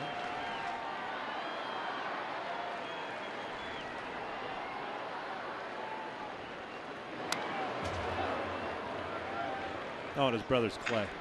Oh, he's pretty good. Golden State going after it for that all-time win mark. Chicago Bulls pulled one out last night. I was watching that game, came back with a three-pointer at the end and then won in overtime. Well, they have 32, 33 road wins. They've won about 8 million games in a row at home.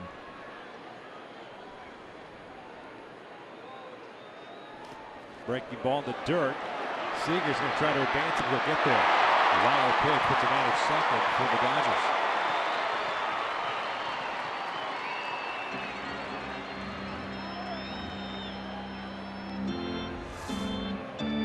Breaking ball in the dirt. Quickly bounces out of that catching position, Perez. Seager read that one well, gets into scoring position.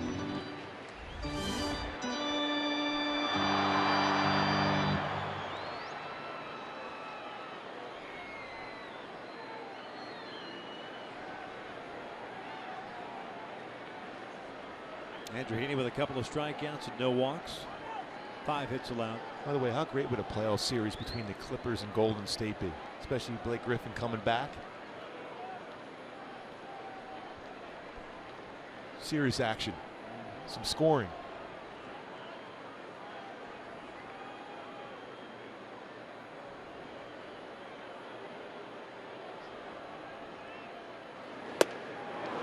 Thompson late on the fastball, goes down for the first out.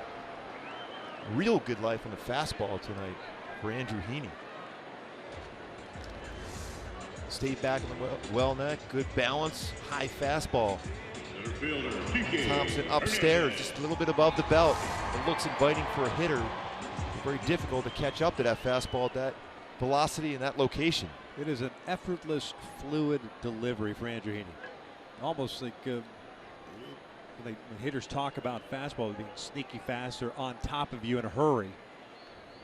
You can see where that would be the case, especially if you're a left-handed batter. This one's sky to the right side, and Chrome near the bag puts it away for out number 2. And such a difference you're seeing from Andrew Heaney at the end of the season in the big leagues with the Angels, and what we're seeing here again tonight, what he was in spring training last year, fighting his mechanics. And you watch some old video of himself back in the day, and all of a sudden he figured it out. Just watching on YouTube, saw one of his old games, and that's how he figured out what he was doing wrong as far as his delivery. See, if they had YouTube back in your day, I think that's something you would be doing. No. Surfing the tube. Oh, no question. Yasiel Puig with 2 outs and a man in scoring position. Looks at strike 1. Puig go for 2 as we take a look at Andrew Heaney's motion. Good balance. That front shoulder stays inside and squares his shoulders up and delivers the baseball. No wasted energy or movement in the delivery for Andrew Heaney. Does that not look, granted a little bit slow-mo there, but it is effortless. It's smooth. And that baseball is right on top of you. And here's a guy at the plate, and Yasiel Puig likes the fastball in, but did not see that or read that well at all. You know, watching Tyler Skaggs, same thing. Very fluid in their deliveries and good downward action in their motion allows them to hit their spots consistently with their fastball. And this will be the 3rd time now, an 0-2 pitch. See where Heaney goes after Yasiel Puig. You can expand the strike zone here. This is a time to try to bounce one and trust Carlos Perez behind the plate. He couldn't hold up a couple of times in the previous at-bat on the breaking ball, though. Go outside and it's off the place. If they would expand that zone. 1 ball, 2 strikes. Still a good pitch. So now as a hitter, you're thinking, okay, he's going to come back inside with either a breaking ball or a fastball. At least that's what you're thinking as a hitter. Heaney has options. He can go change up away, or he can go back with another fastball away, or he can go upstairs with a high fastball. Breaking ball down and in. The goal for a pitcher, create doubt in the hitter's mind. As a hitter, you want to put yourself in position to center in on one pitch in one zone. And that's why you try to work the count into a fastball count. 1-0, 2-0, 2-1. Hitters better batting averages when you're in those counts as compared to the opposite way.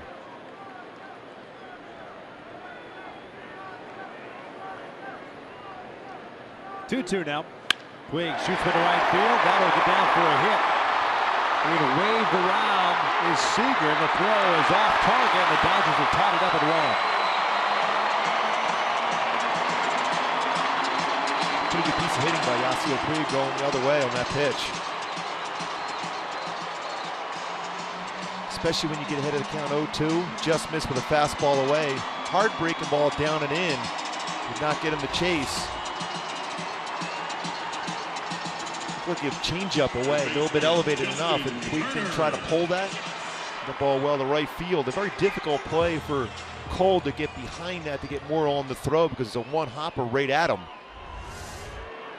Can't charge that to get more on the throw.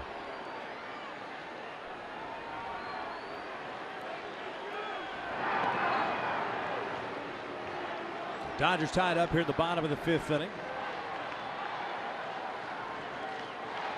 Justin Turner is at the plate. He's 1 for 2 with a single in the first and a bouncer. Went off the glove of Heaney right to Simmons in the second at bat.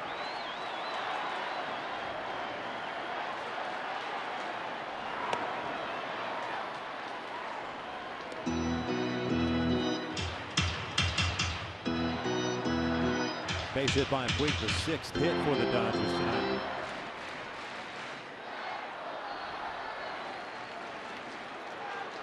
Charles Nagy, the Angels' new pitching coach, on the right.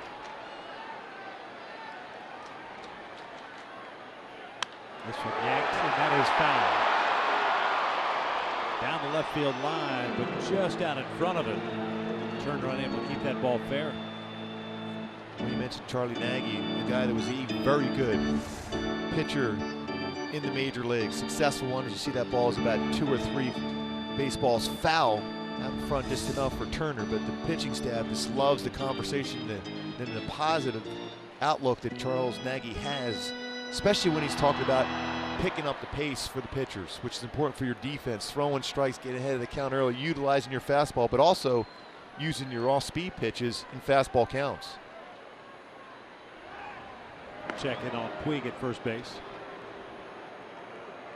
Nagy replacing Mike Butcher, who's now the pitching coach for the Arizona Diamondbacks. Nagy, a one-time pitching coach for the Diamondbacks.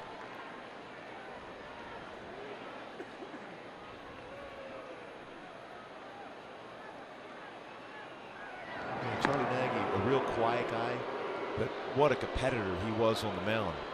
He certainly wasn't quiet when he was pitching. Extremely competitive, a lot of big wins throughout his career. 129 of them.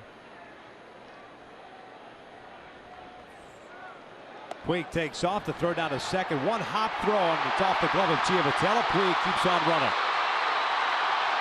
If Johnny comes up with it, Puig is out at second. But Giavotella can't, and good read by Puig to take the extra 90 feet. That'll be a stolen base and an error on Carlos Perez. That's some of the things that Puig can do for the Dodgers with his speed.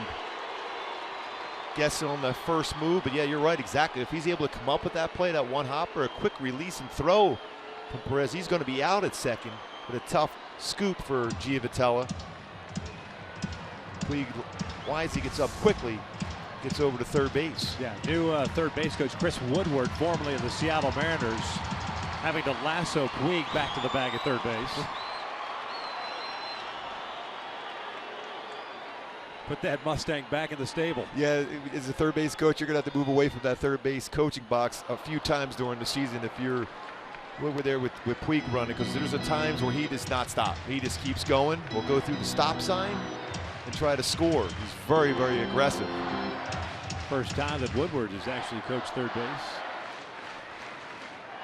At any professional level, he was the first base coach for the Seattle Mariners the last couple of years. 2-2 now. Turner fouls it back.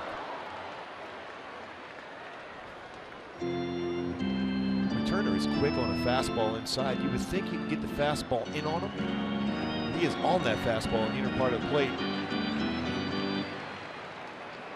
During the season here, when the regular season gets going, especially the fastball, and it'd be a perfect time now if you're Andrew Heaney to throw that changeup down and away. Looks like he's going back inside again against him. Full count. Dodgers tying it up on the single by Puig, and scored Seager. 1-1 here at the bottom of the 5th. Now 70 pitches. The Angels scoring their run in the 4th, courtesy of an error by Seager. Carlos Perez brought in that run with a base hit. 3-2. And he missed inside ball 4. So it's the first walk Heaney's issued tonight. Puts a couple of men on with 2 down. And Adrian Gonzalez coming up. First baseman Adrian Gonzalez. Try to go back inside with another fastball. Boy, didn't miss by a lot. Nice job by Carlos Perez once again as far as framing that pitch, keeping the ball perception that it's going to catch that inner part of the plate. Borderline pitch just missing in it. So Heaney's thrown 19 pitches this frame. He'll face Gonzalez here. Adrian lined down to Giavattel in the 1st inning, struck out in the 3rd. So he's 0 for 2.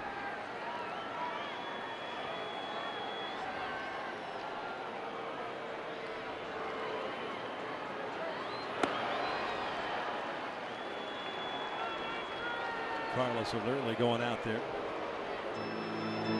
Got a case of, because he's missed wildly a couple times this inning with that fastball. Trying to overthrow it. Yeah, trying to hit that perfect spot going upstairs. A lot of times we've said that over the years when you see a pitcher try to muscle up, throw a high fastball, it really carries over to the next pitch. That's why it was a good conversation there for Carlos Perez to go out to talk to Andrew Heaney. See him getting back on track. Most pitches he's thrown in any inning so far. 20 here in the 5th, 72 total for the game.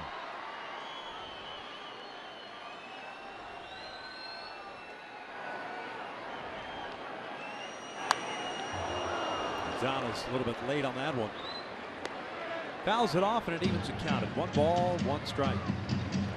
Now see Oakland really going down the line trying to time Andrew Heaney, especially as a left-handed pitcher. Your back is to the runner.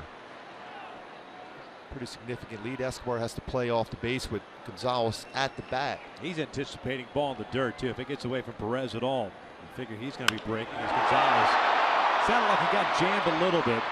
Gentry's there, and there's the 3rd out. Dodgers get on the board, however, with a base hit by Yasiel Puig. We're headed to the 6th inning. It's a 1-1 game.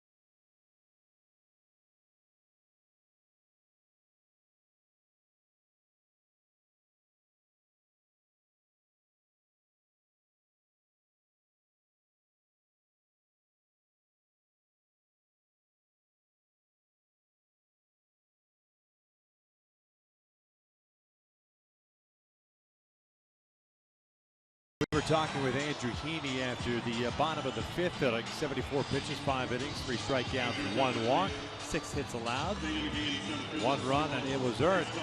Hey folks, take part in the Angels 5K and Fun Run presented by St. Joseph Hope Health on Saturday, April 9th at Angel Stadium. All participants will receive a commemorative shirt and finishing medal. Register at angels.com/5K.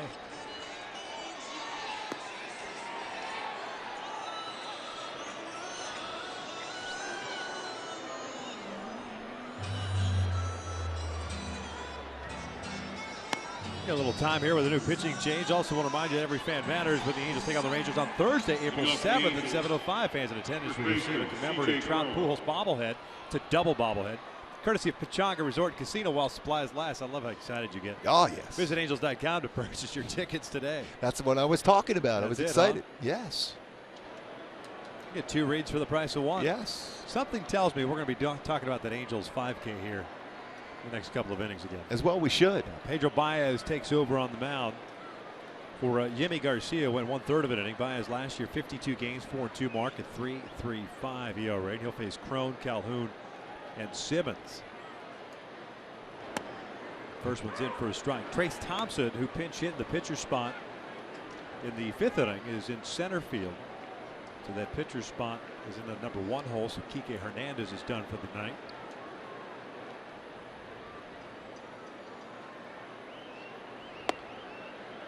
One ball, 1 strike. Baez can rush that fastball 94 to 99 miles an hour. He has a slider and a good changeup.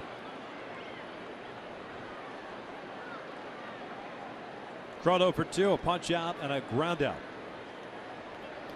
Left it out toward right field. Puig walking to his left. Makes the catch. There's out number 1.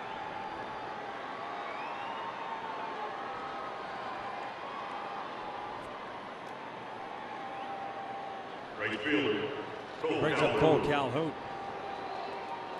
Baez, by the way, 3rd pitcher for the Dodgers tonight. Kazmir 4 2/3. Gave up an unearned run. That's in the 3rd of an inning by Garcia. Now Baez.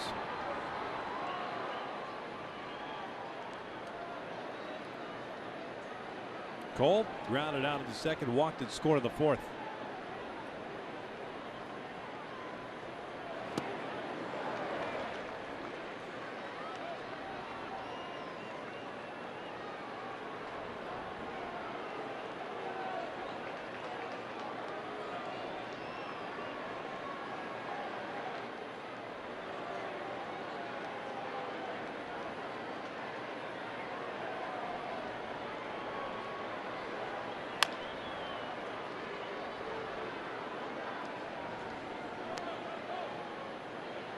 As a hitter, you're gearing up thinking you're going to get a fastball, a couple off-speed pitches.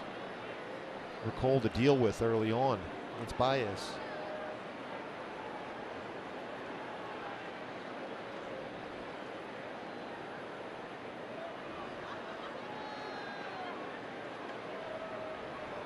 Made his first opening day roster last year, did Baez. This one's fouled off the left. Well, the Dodgers have some power arms down in their bullpen.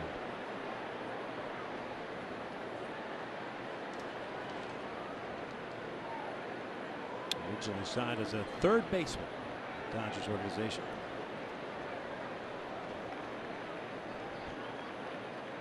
Career .248 hitter in the minor leagues.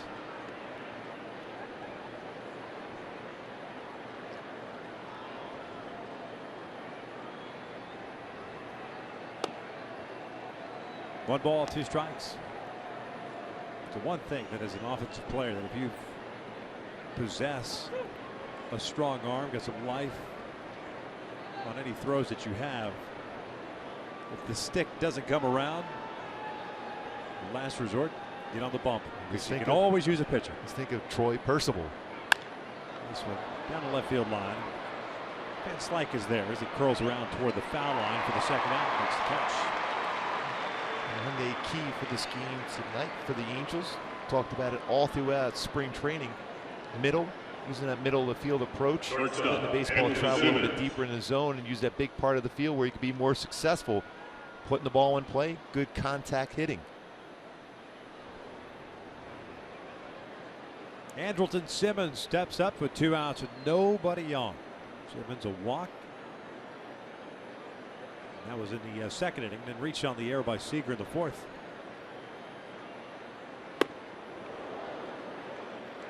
Hello, 96. Up and in 96. Now I'm loose. Stretch a little bit. Little night game, trying to see the baseball a little bit better. Broken bat flare to left field. Van Slyke's not going to get there. It's a 2-out single. Ball gets away. Simmons trying to get to second, and a little shovel pass by Baez, who alertly backing up on the play. And they get Simmons for the 3rd out. Nice play by Baez to stay alert on the throw in. It's all those spring training drills you do, backing up a bases. Don't be a spectator. Be a middle infielder on that play. A little flip throw. Nutley with the tag. Good play by Baez.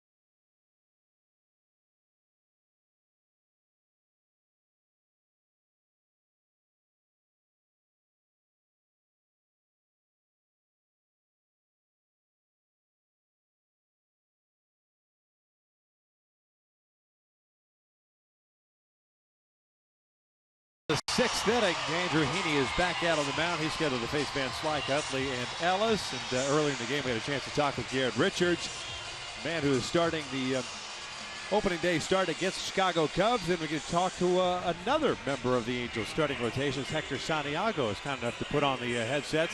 Hector, always a shy guy, never really wants to talk to people, but we really appreciate your time. I know this is a big deal that we actually get to finally talk to you. Yeah. With a headset on. Yeah, I mean, I think it's normal now. I think it's kind of the point where I love talking to you guys. How's your spring going? If you had to give us a synopsis on your spring training, I'm sure you're glad that it's almost over, but in general, are you happy with what you were set out to accomplish this year? Yeah, 100%. I mean, spring was pretty good. I accomplished a lot of things that I wanted to. I was really concentrated on some breaking balls, some sliders, and overall, I mean, it's better than I expected it to be. I mean, consistent. I threw it for strikes, threw it in the dirt when I wanted to. So it was a pretty good spring all around, number-wise. I mean, I got up to, I pitched into 7 innings, got up at 6 innings a couple times. So it was nice. It was a very productive spring. Yeah, I agree with you, Heck. You threw the ball very well. Let's go back to that slider you were talking about. And we talked about even down in Tempe.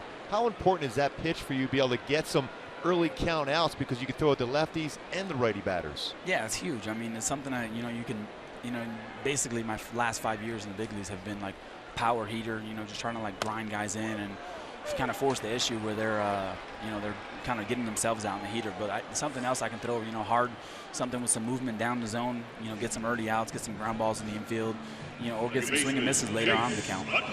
Hector, last year obviously an all-star for you. I'm sure it was exciting as all heck to be at Great American Ballpark and kind of soak that atmosphere in. The second half for you was a little bit, I'm assuming it was a little bit of a disappointment for you. You weren't able to kind of sustain that good first half, great first half that you had. Was there something that you said to yourself going into the offseason, I want to work on this, or I want to make sure I get this accomplished before I go into spring training? Yeah, I mean, I honestly, going into offseason, I try to take everything that I could from the first half. I try to use those positives. I try to forget about those, 6 games from the second half, because I know you were saying the second half was, so terrible. But honestly, if you look back, I think it was only like 12 starts, and 5 or 6 of them were really bad. And some of them were Some of them were decent, some of them were good. I mean, it's just all around mix, and it just seemed like it was so bad because of those 5 terrible starts. But I try to forget about the second half and take the positives from the first half. I mean, I threw some great innings, some great pitches in that first half. I went back, looked at them, and I just try to, execute those as many times as I can in the offseason and spring training. So I forgot about the second half and try to use the first half as a motivation to kind of repeat that going into this year in the first half and the second half. Yeah, Hector, you had that all-star season last year. You've accomplished so much. Now, how do you, when you come into camp, you've established yourself as a very good major league starter. How is it different than it has been in the past for you as far as preparation for when the season comes around? Yeah, I mean, I honestly try to take it as the same way. I try to take it as I'm coming to spring training where, I don't have a job. I'm trying to compete with these guys. And like you said, in spring training, we had 8 starters, with 5 positions. So, a couple guys are, a little banged up. But I just try to come in with the same mentality, attack the zone, go out there and, make some pitches, make some good pitches, every inning, try to make great quality pitches every single time I throw a pitch and never give in to anything. Not just try to throw a heater over the middle, strike one. I try to make every pitch, quality pitch, and I think that was the success from last year where I just, if I grinded down, I was like, hey, I'm gonna throw a sinker down away. I threw a sinker down away. I wasn't just giving in to any hitter because it was a 9-hole or a pitcher. I took every single time I touched the ball, I took it with a reason, with a purpose behind it. Hey. So. Hey, Hector, by the way, how good does it feel that he's a left-handed pitcher to have those guys on the left side of the infield with Escobar and Simmons be able to field some of those ground balls you get thrown that way? It's great. The other day I told Escobar, Simmons, I'm like, hey, man, don't expect too many ground balls. And 7 ground balls later, he's like, bro, I thought you told me not to expect any ground balls over here. I'm like, well, this new pitch is, I guess, is working and getting some ground balls.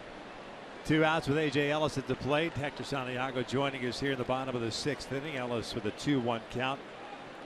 Heaney's pitch is over toward the hole. And cut off by Escobar. On cue for you. There goes that deep. Great play. It's tough. We got to get up right there. But good. It's a great play. You said it too soon. Said it too soon.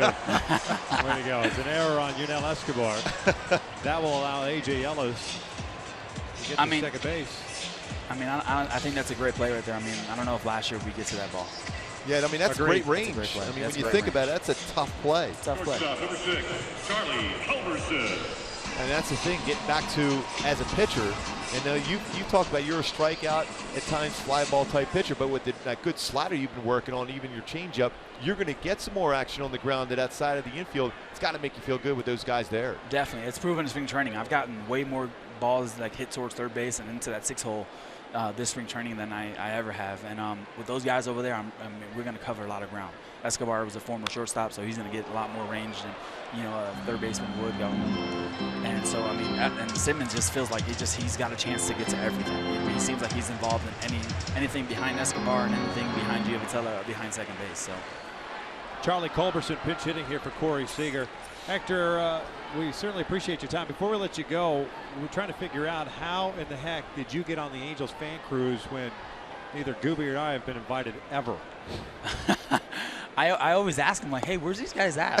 Why are they not on these cruises? I don't know. I guess it's because I'm the only one that said yes. Everybody else wanted to, be home. So they're like, well, I guess we'll take the only person that says yeah, Did you have a good time, though? Oh, it was phenomenal.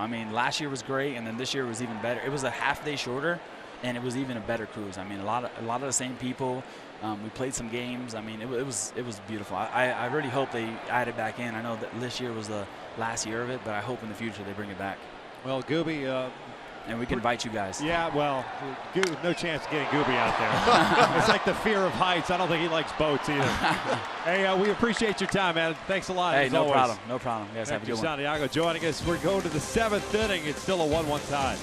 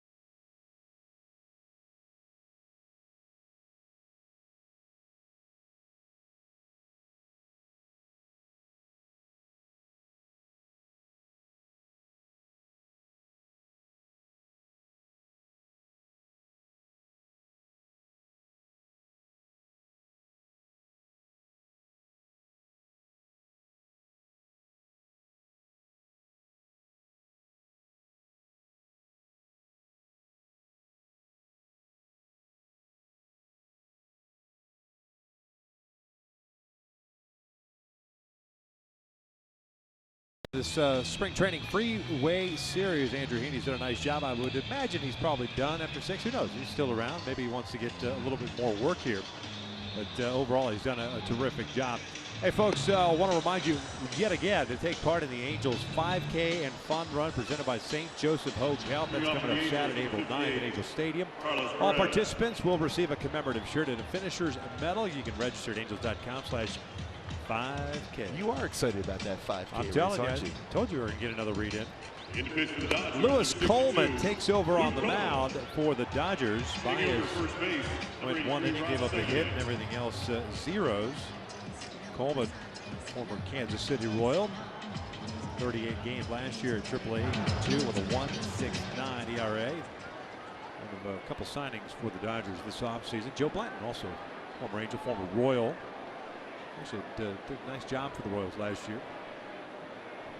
Coleman takes over, and he'll face Perez, Robinson, and Giavatelli. At least as the scheduled 3 batters.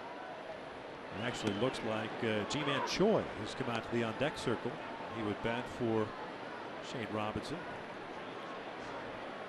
New first baseman for the Dodgers. There's G-Man Choi. Rob Seguin is at first base for Adrian Gonzalez.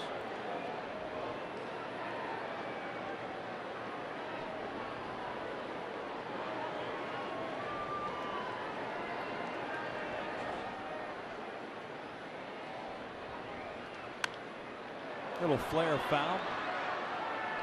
And Coleman run that fastball in. It's very effective against right-handed batters. 88-92 range, but a very good slider. Throws a lot of sliders.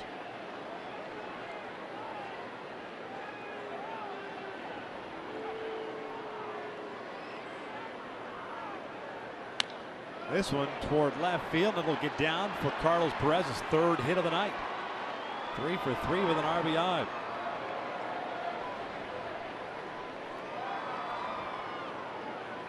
G-Man Choi got a pitch hit here for Shane Robinson. Robinson signed earlier today. 0 for 2. He started in left field. Number 51, G-Man Choi. G-Man Choi trying to battle for one of those last spots on the 25-man roster. Last year with the Seattle Mariners at 298 in the AAA. He's a guy that was signed by the Baltimore Orioles this offseason, and the Angels selected him in the Rule 5. So if he were to make the roster, he'd have to remain on the 25-man roster all season long or be offered back to the Baltimore Orioles.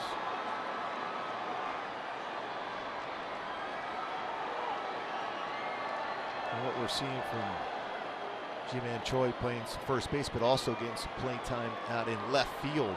Last couple of games more difficult for him defensively. Early on was pretty solid out there in left field. Breaks his bat. This one out towards shallow right. Nutley can't get it. But with all the twisting and turning and the ball going off his body, Carlos Perez had to wait. And he gets forced out at second base for out number 1. Yeah, as a base runner, very difficult to put yourself in position to advance, and especially as a second baseman going back, and Nutley stumbled a little bit, tried to get that off his body and corral it, but unable to do so. But wisely gets up quickly and flips it over to second base to get the force out on Perez, which is difficult to be able to get there because you assume he's going to catch it. You don't want to be doubled up,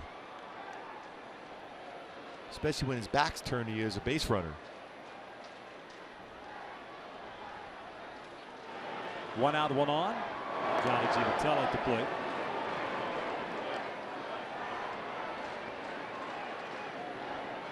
This almost feels like a hit and run time for Mike Scioscia right here, especially the way Giavatelli can handle the bat.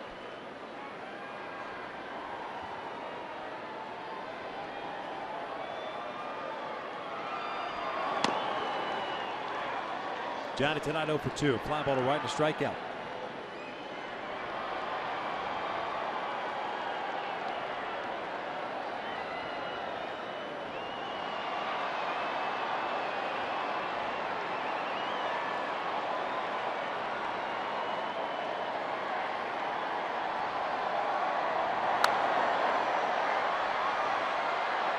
No balls and 2 strikes.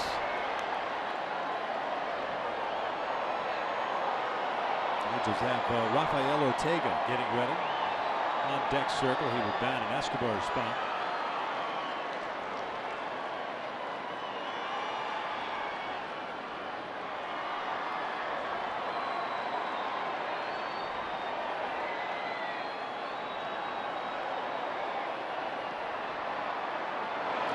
One ball, two strikes. Gets away from Ellis, but not far enough for Troy to go anywhere. Angels have Al Albuquerque loosening in the bullpen. Signed this offseason from the Tiger reliever. He's thrown the ball very, very well.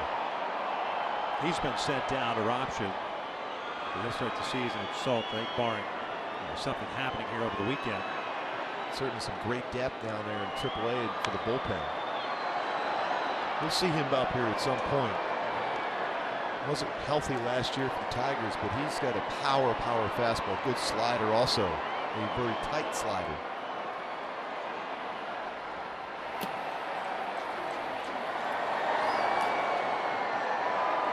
A battle of Louisiana natives here. Lewis Coleman and Johnny Giavitello.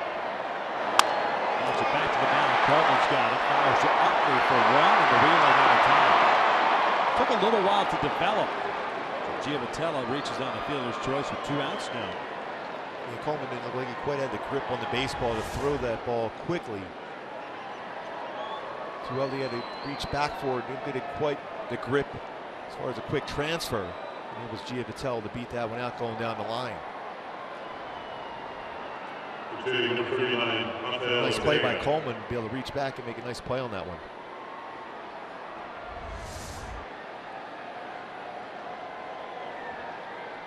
Here's Ortega. He's done some real good things in spring training also. Good speed, hit the ball well, great throwing arm out in the outfield. Certainly in that conversation for an extra spot on the roster too. Played all last year, AAA Memphis, 131 games, 17 stolen bases. 192 stolen bases in his minor league career. Just 2 games in the big leagues. That was with the Cardinals in 2014. Still just 24 years of age, native of Venezuela. Well, the whole coaching staff has raved about what they've seen from Ortega so far.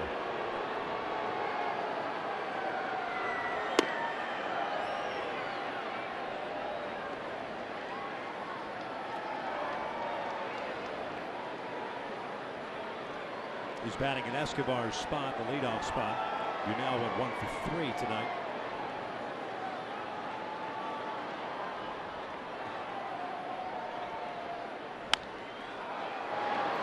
Left it on the left side. Turner.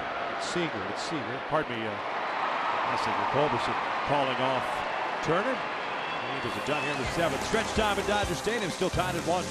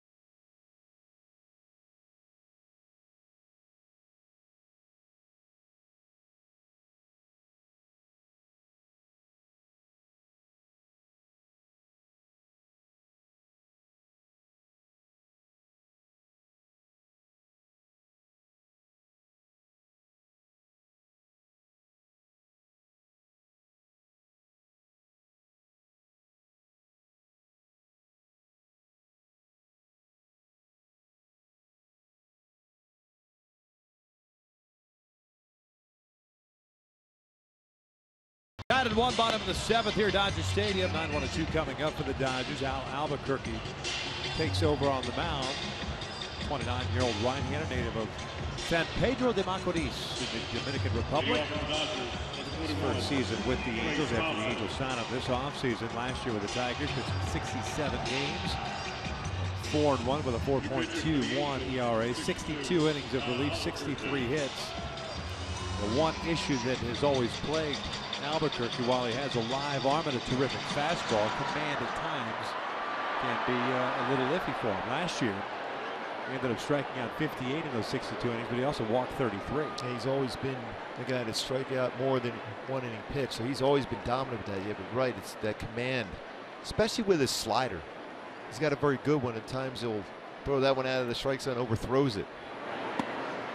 That's that good tight slider there at 82 miles an hour, right on the outside corner. He is healthy this year, was not healthy at any point last year for the Tigers. It's real good so far. Had a fantastic 2014 season. He had an ERA of 2.51 and had a whip. It's walks and hits by innings pitch of 1.169. Last year was at 1.548.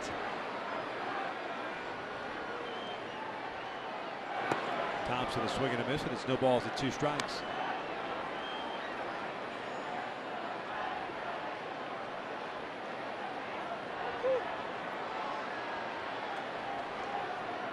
Andrew Heaney certainly looks locked in and ready to go at the start of the season. Very good outing to be able to take in to the season for Andrew Heaney.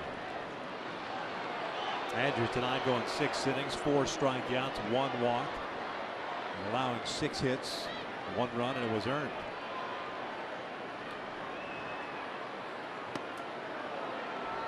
Thompson goes down swinging for the 2nd time tonight. He's 0 for 2, and there's that number 1. Boatload of changes for the Angels. So to take a look at that pitch. What a good tight slider that was. Thompson out in front of that. You have to respect the fastball from Albuquerque. Able to throw that slider exactly where he wanted to.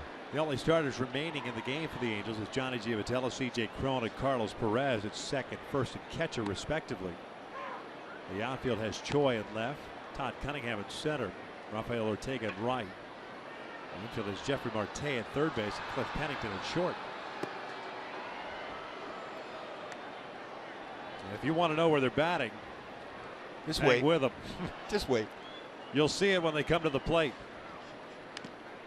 That's a cute foul off of the body of Perez.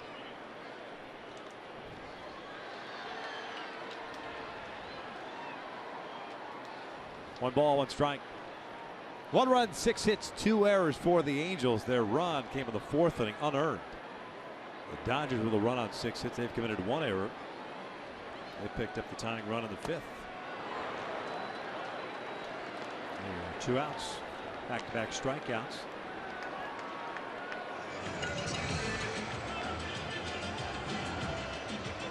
Right fielder, number 66, Yasiel. Albuquerque can really keep that slider under control with going on with his fastball. He's got a solid changeup also. He is going to be a valuable piece of the bullpen at some point this season for the Angels.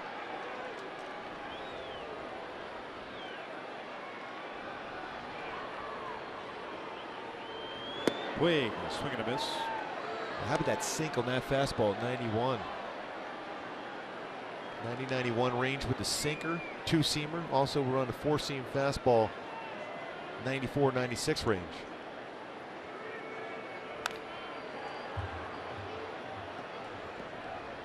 No balls, 2 strikes.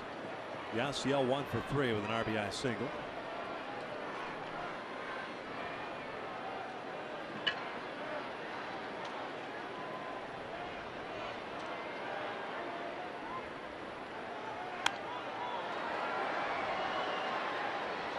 See what adjustment Albuquerque can make. He was upset with himself on that side. It's a hanging slider. An 0-2 pitch right out over the middle part of the plate. It's one of those ones you can bounce down and away.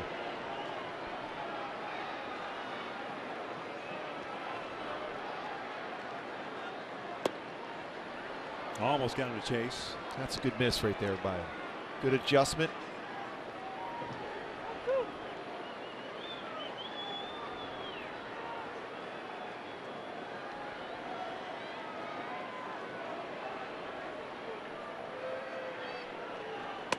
Off the plate. 2 balls, 2 strikes.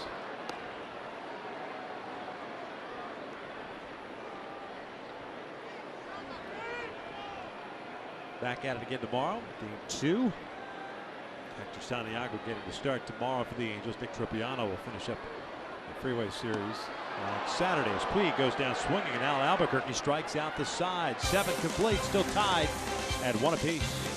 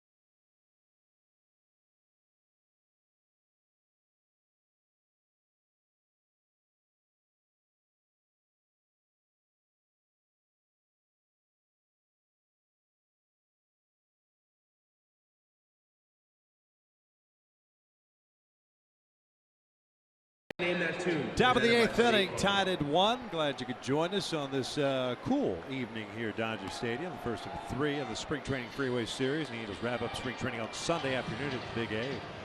12 o'clock start against the Chicago Cubs. Then we kick things off. Literally. Yes. I'm going to kick something. You're going to kick something? Yeah, because we're going to kick something off. Yes, perfect. Opening day, Chicago Cubs in town for a 2-game series as the 2016 campaign.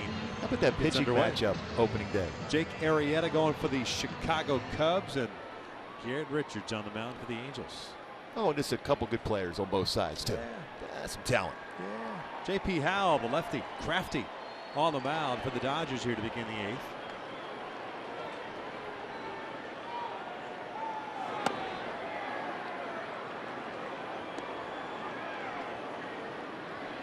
Howell taking over for Lewis Coleman, who went 1 innings. Cliff Pennington batting to lead things off.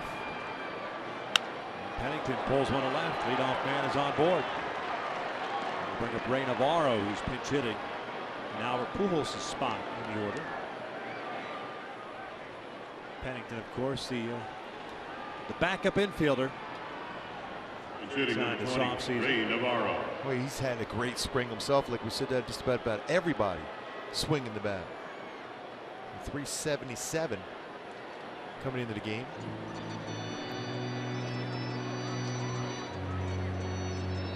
J.P. Howell is done after throwing 2 pitches. Situational pitching in spring training. I think he's ready for the season now. Still tied at 1. Fans, your attention, please. Now pitching for the Dodgers, number 41, Chris Hatcher.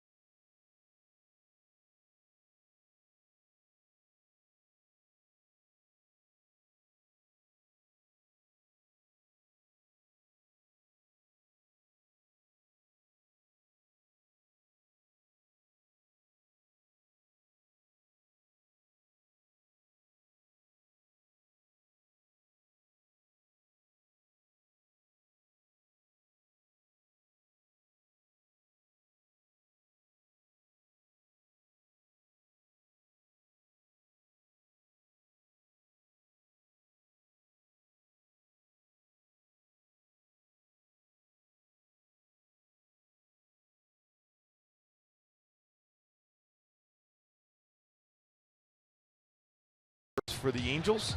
And now it's time for In the Driver's Seat, brought to you by Kia with Albert Pujols. Albert Pujols fan in the stands. 40 home runs last season, most since 2010. All-Star for the first time since 2010. And 26 home runs before the All-Star break. And the way he's swinging the bat right now, what we saw in Tempe and what we've seen tonight, expect the same type of numbers again from Albert Pujols, the machine.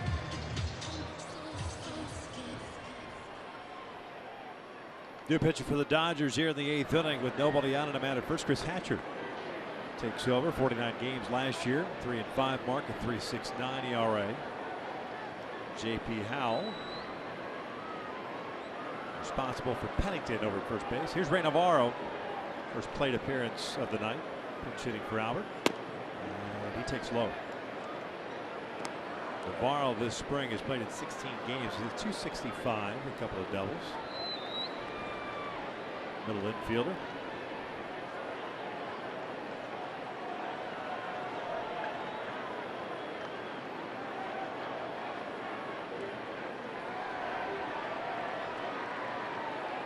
Quick throw to first, and Pennington easily back.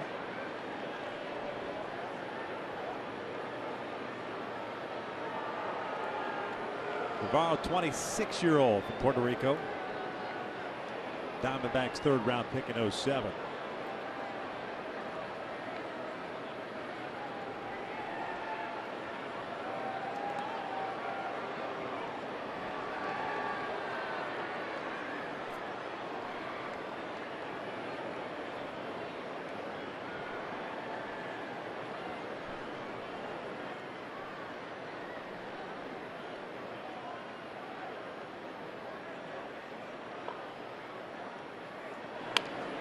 Bottom back toward the mound. Hatcher fires to second. What a bullet throw.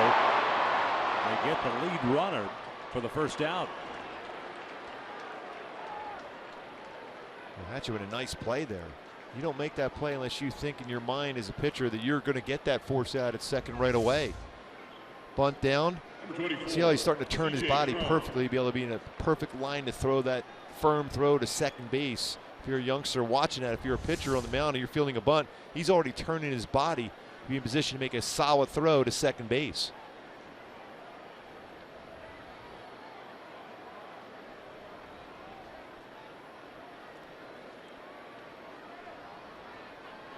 TJ Crone takes low. Angel first baseman tonight 0 for 3 with a strikeout, a ground out, a fly ball to right. A 1-1 tie in the top of the 8th. The Angels have had a lot of ties in spring here. Yeah. 9 combined ties with these two teams this entire spring.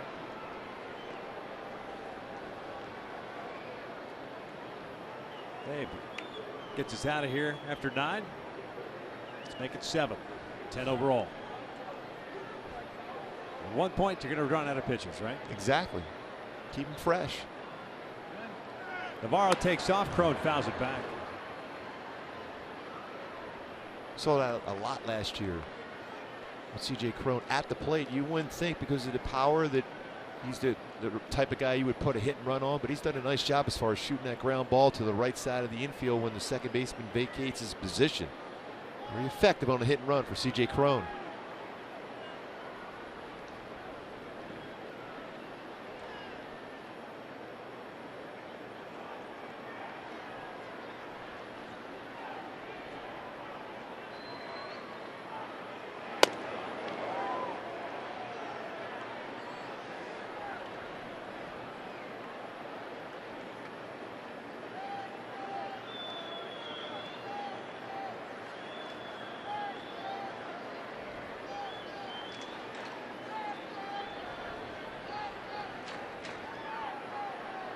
Jeffrey Marte stands in the on deck circle as Crone looks at an off-speed pitch low.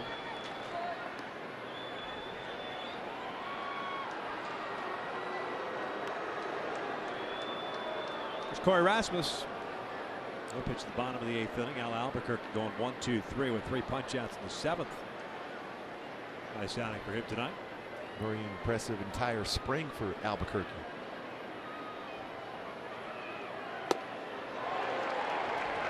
Full count. It's a pretty good fastball, challenging a fastball hitter in a count where you're looking for the heater. That's the type of swing you want to see from Cron, a power hitter. You shorten up now on a 3-2 count.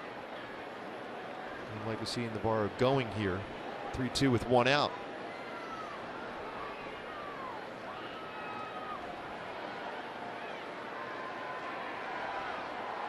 Navarro takes off. Cron fouls it off.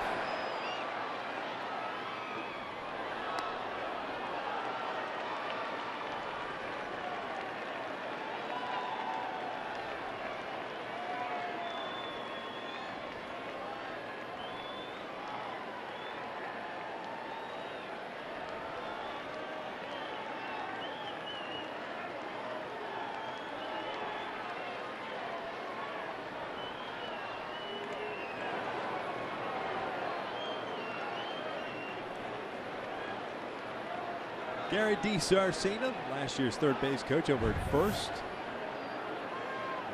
Navarro, the times for Hatcher as far as the move. On the move again, and that is ball 4.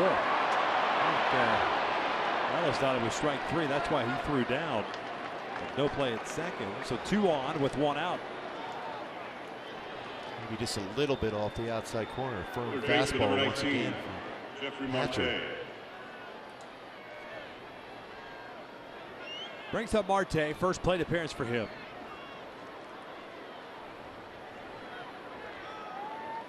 .311 this spring in 22 games. A couple of home runs, 9 runs batted in. Up to the big leagues for the first time last year with the Tigers. The Angels acquired him. The minor league deal back in January.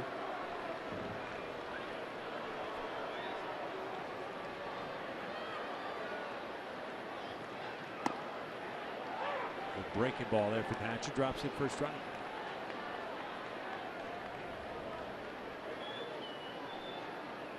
Marte taking over to third base for Escobar. Last inning.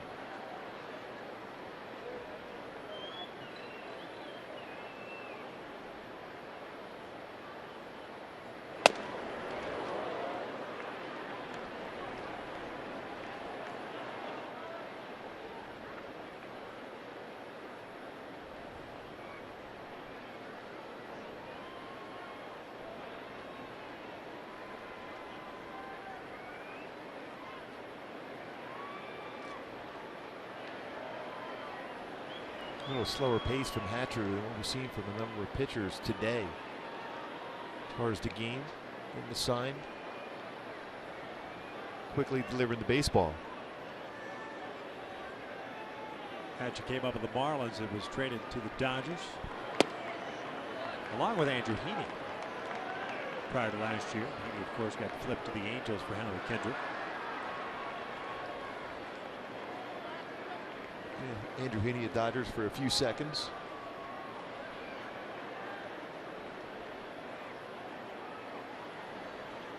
I was in a swap for D. Gordon and Dan Herron. Miguel Rojas, the infielder. We got Austin Barnes, Heaney, Hatcher, Kike Hernandez. Broken bat roller towards short. Nice play by Culberson. They get 1 at second and 3 to the first out of time.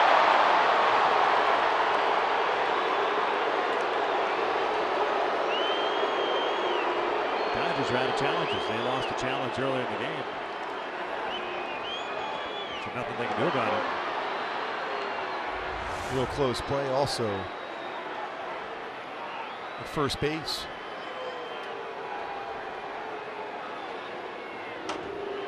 Extremely close. Center fielder number 32, Todd Cunningham. Cunningham took over in center last inning. This will be his first plate appearance. Mateo reaches on the fielder's choice. 2 outs with runners at the corners now. Probably one heck of a double play.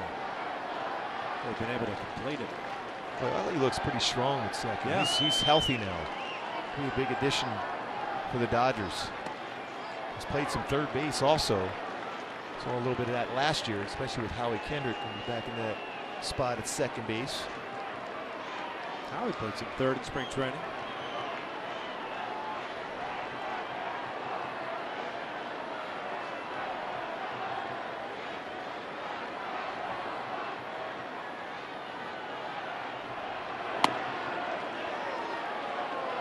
One ball, one strike. Cunningham's hit .321 in 16 spring training games. Claimed off waivers from the Atlanta Braves this offseason. Got into 39 games with the Braves last year, hit .221. Total of 47 big league games.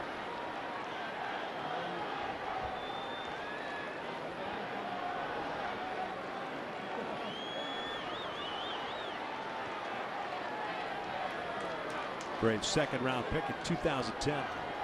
1-1. This one's lined toward left center field. That'll get down for a hit. And the Angels retake the lead. It's 2-1.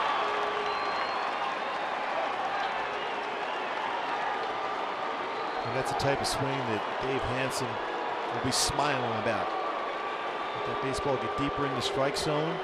Cunningham hits a shot in the left center field and try to pull that state back on that well. A line drive for a base hit and an RBI. A quiet approach, got that foot down, and then the swing path through the baseball and hits that ball hard to left center field for an RBI single.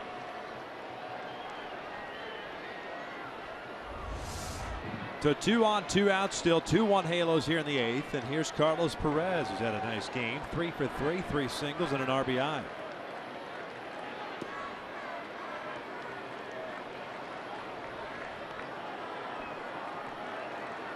Looks like he's going the distance.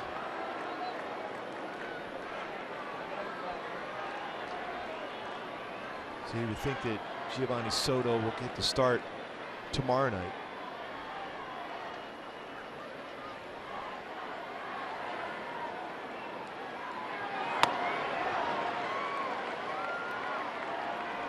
That is straight over the top, 96 miles per hour. Some serious downhill plane right there.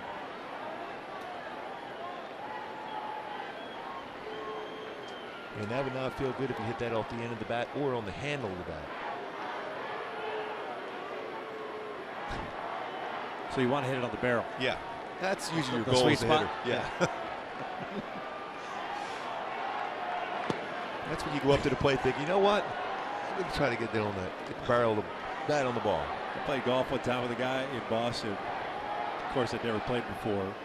And every hole, I promise you, he said, you know, the play here is you don't want to go right and you don't want to go left. Down the middle, safe. That's no fun. Thanks, man. Pick off attempt, no I have throw. no idea what that would feel like to hit the ball down the middle. No, it's overrated. Yeah. A 2-1 Angels lead here in the 8th.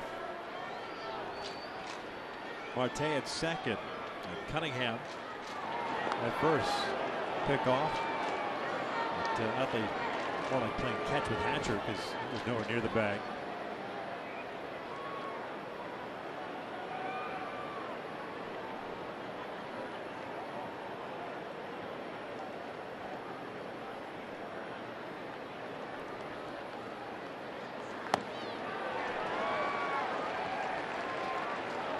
Carlos late on that one as well.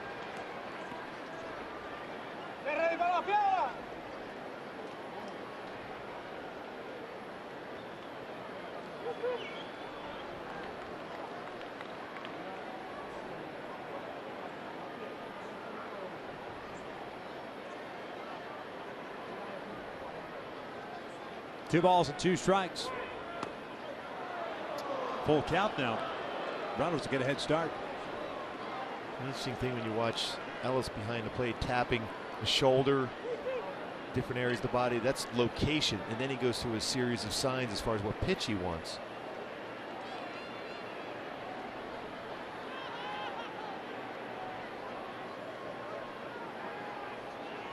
Runners go. Carlos fouls it off.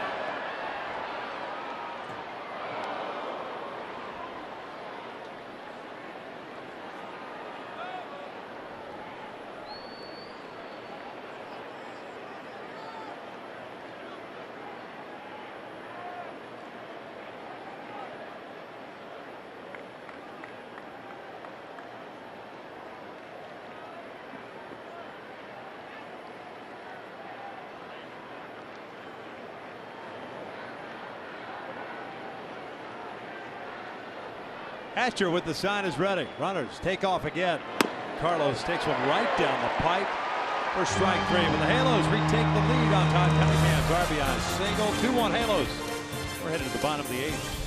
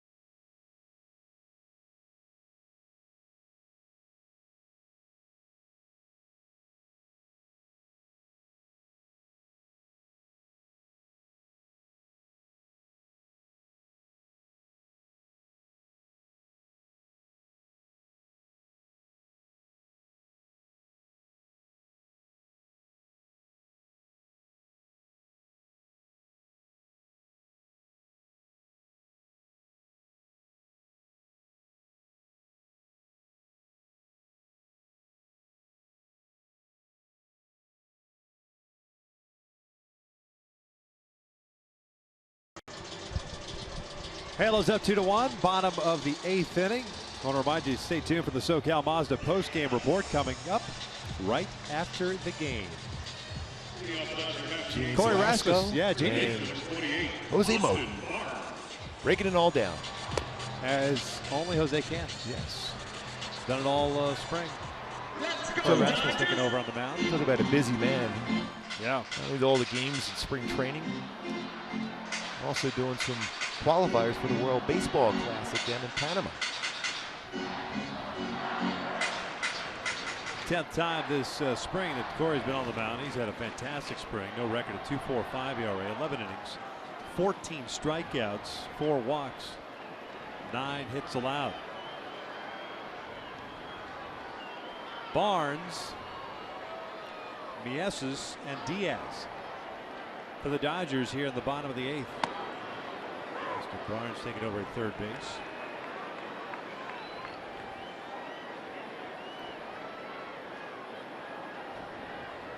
.315 last year at AAA.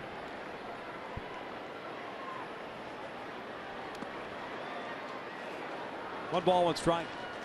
Rasmus takes over for Al Albuquerque. Of course, just the third pitcher.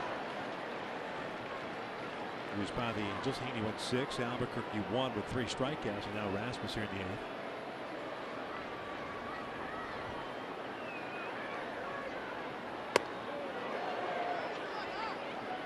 Rasmus with 4 good pitches. Good changeup. Actually a plus changeup. Slider, curveball, fastball, 2-seam, 4-seam fastball. Healthy this season coming into camp.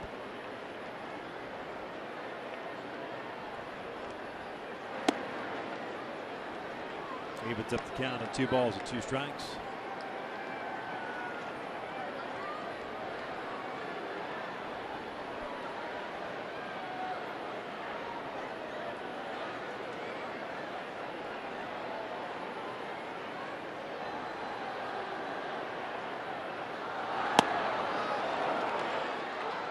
One down.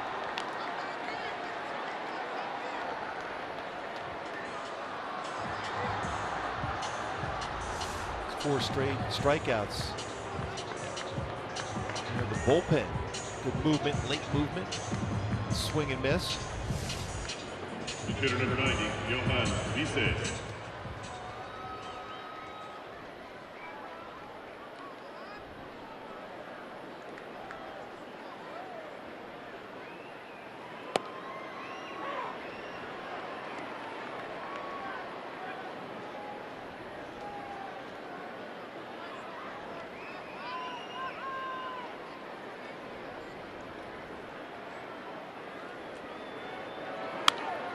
Casas pops this one up.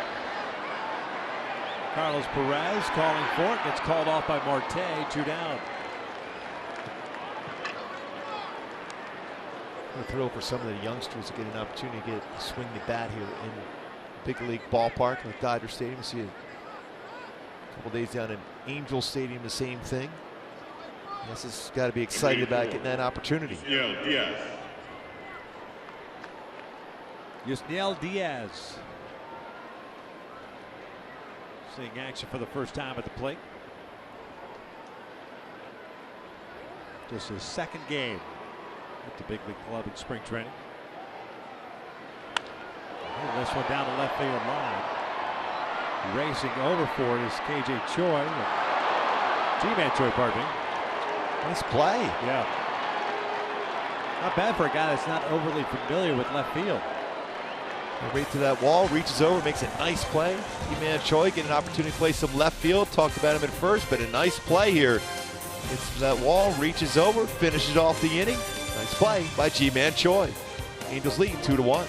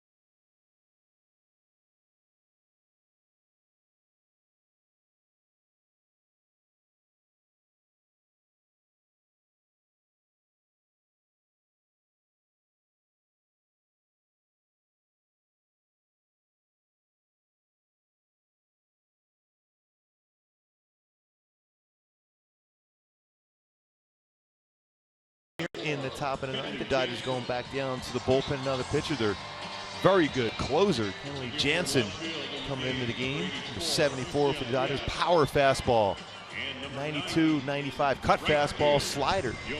36 saves and 38 opportunities last season. His 33 hits allowed and 52 in the third. And look at those punch outs. The walk ratio 10-1. 8 walks, 80 punch outs for Jansen last season. This guy's pretty good. Yeah, you think? Yeah. And he almost lost his closer job during the winter. Pretty good setup guy, I guess, then. Chapman could have been the setup guy. Yeah. Situation. At 103. G-Man Choi to lead things off. Giavotella on deck. And then Ortega, at least that's what I've got. How often you see a guy make a great play to finish off an inning, lead off the next inning? It's unbelievable. It happens all the time. Like clockwork. Hatcher went 2/3 of an inning and struggled through a lot of pitches. Gave up the run that put the Angels up 2-1. 1 strikeout, 1 walk, 1 hit.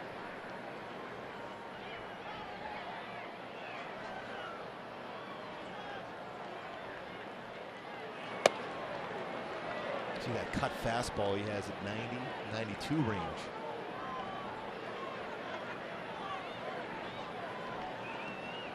Just 8 walks last year again, 80 strikeouts. Giving yourself a chance, that's for sure. I was always a firm believer in lots of base runners, though, to see if I could work my way out of it. He goes the other way. It's kind of like your mentality in golf. Why hit it in the fairway? See if you can scramble a little bit. Work around a few trees. Yeah, that's no fun. Fairway looks too nice. I want to make sure I don't no divots on there. I just want to try to chip it over a tree.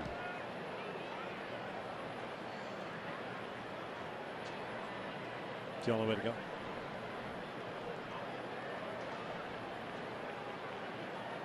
Choi 0 for 1.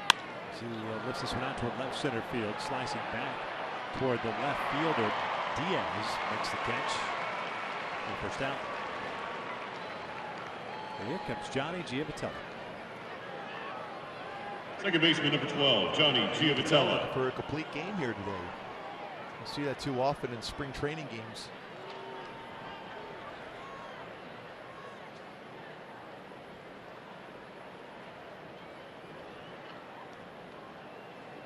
Johnny tonight 0 for 3, reached on the fielder's choice in the 7th.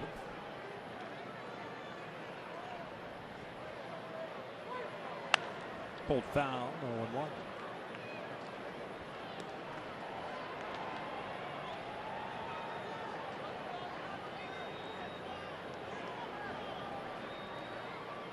Post-game show will wrap this one up after the ball game.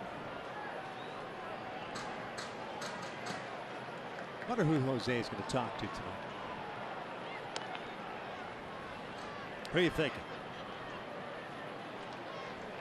Giavitello's a possibility, especially a couple really good defensive plays he made. Only man still here. Yes. Well, Carlos Perez, 3-hit game for Carlos. Exactly, did a nice job as far as calling the game, some solid pitching. We're putting some pressure on Jose. Johnny Giavitello with a get off me swing. That ball was on him. Or we could stick along the lines we saw in spring training with Mike Scioscia. Scioscia.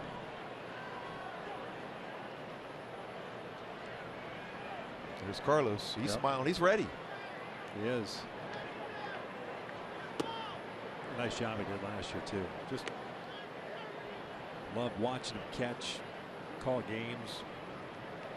The offense, a little extra for him, especially the big walk-off he had. Yeah. He's so quiet behind the plate. Not a lot of movement. Doesn't tip location of pitches. Frames everything well. Good throwing arm. Very good as far as that back pick to first base. Out toward right. Mieses is there. 2 down. He got 30% of would-be base stealers last year, which is solid.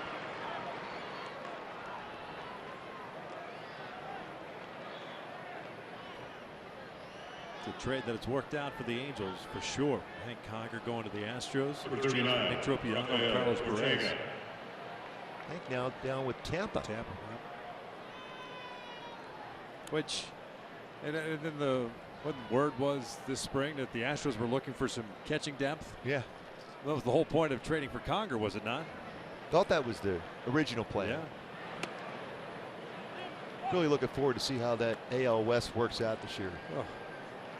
All winter long, and even in the spring training, the conversation has been the Astros and the Rangers, both very good clubs. Seattle, Mike Scioscia has said it a number of times, he kind of likes the fact they're kind of going underneath the radar this year.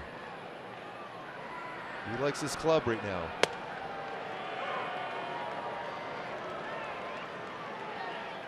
Ortega looks at his strike, and it's 1-1. 0 for 1. He popped out in his first at bat, pinch hitting in the 7th.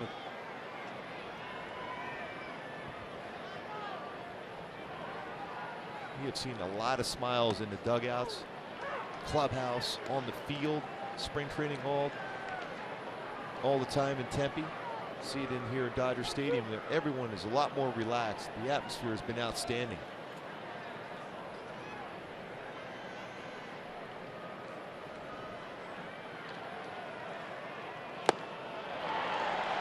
Halos go down in order. We'll head to the bottom of the 9th inning. Angels maintaining their 2-1 lead.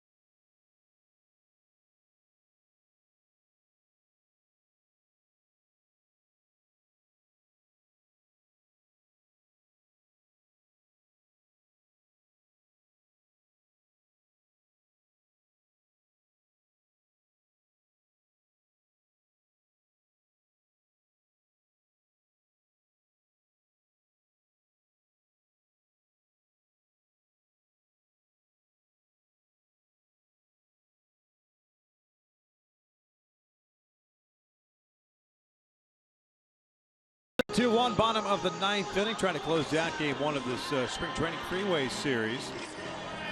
And new pitcher on the mound, left-hander Greg Molly, born in Westminster. That's where he makes his home. 15th round pick in 2014, UC Santa Barbara. And he is at a terrific spring. Oh, he is so difficult to read, especially for a left-handed batter. He can throw from different arm angles.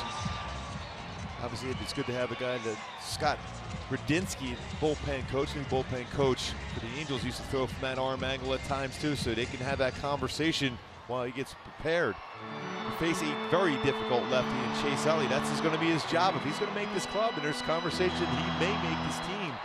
Especially when you think about Jason Hayward, Rizzo, and then you got the Prince Fielder coming in. So there's some tough left-handed batters in the American League. It'd be very good to have him, especially this arm angle he throws at. The Angels minor league system with 25 saves between A ball, double A. Utley trying to bunt, fouls it off, and it's an 0-1 count. There was a game against Cleveland where Malley faced Jason Kipnis, and his luck was priceless. First pitch, inside, drop down, inside corner, and slider went and fastball, and he just shook his head. He goes, I'm good. I'm going back to the dugout. 3 pitches. Kipnis does very well against left-handed pitching. You see that arm angle right there. It's a thicker Michael Roth. Michael, former Angel. Looks just like him. Yes. Quick pitch to him. Slightly late swing on there from Utley. You know how difficult that is. He's throwing right at you if you're a left-handed batter. Especially a lot of times when you throw from that angle, you throw a breaking ball, but he can throw his fastball both inside and outside, but also will throw a breaking ball from that angle. Fastball, and that just misses in. 1 ball, 2 strikes. Utley tonight 1 for 3 with a base hit in the second.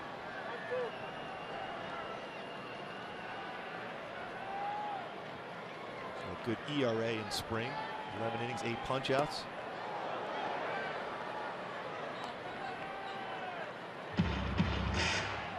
After that fastball, you wonder if he'll drop down into a slider right now. Try to finish off Utley.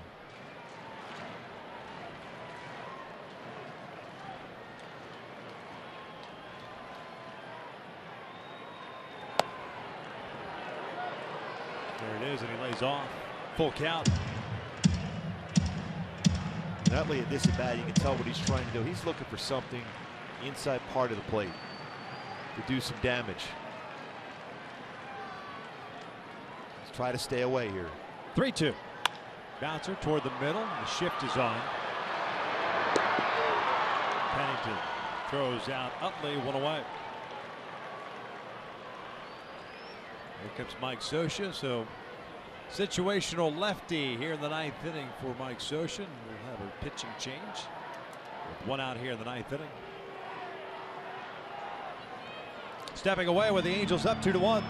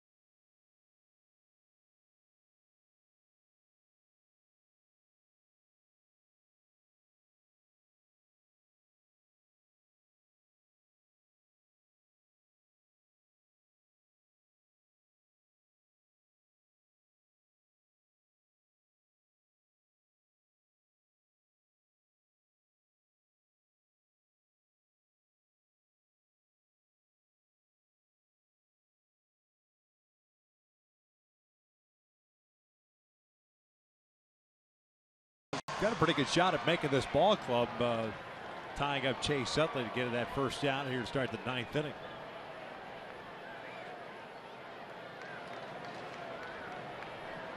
Former Dodger Javi Guerra takes over on the mound here, trying to get the last 2 outs. Speaking of straight over the top power fastball. There with a good changeup also and slider, but his fastball, power fastball. 10th game this spring for Javi. No record of .360 ERA. 10 innings, 11 hits, 10 strikeouts, and 3 walks.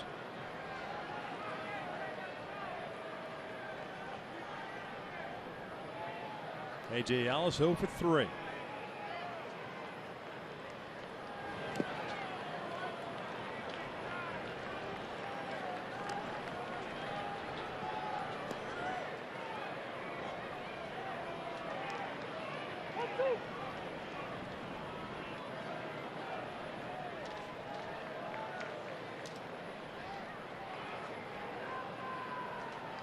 There's the 1-2. It's a pretty good pitch.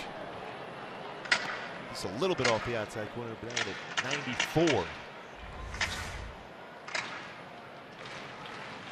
That nice job as far as Carlos Perez is trying to bring that right back in, right off the outside corner. That's what I'm talking about, being quiet behind the plate, framing those pitches so well that Carlos does. Ellis lifts one out towards center. Cunningham back a couple of steps. 2 down.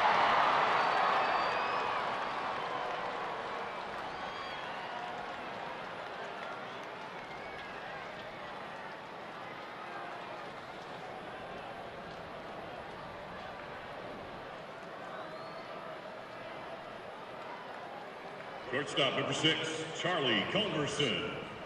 Culberson, the shortstop, steps in with 2 outs. 2-1 Angels here in the 9th.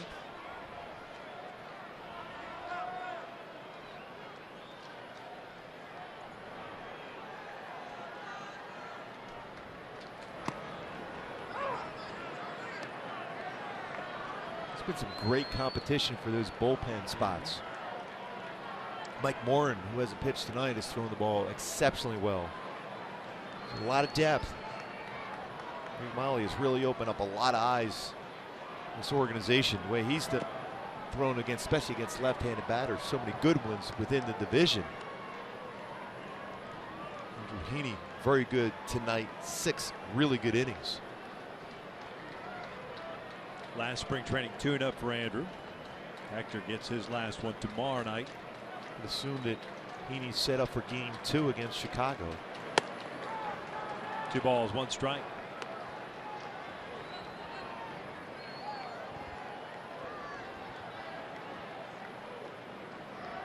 Garrett Richards will get the opening day nod on Monday night.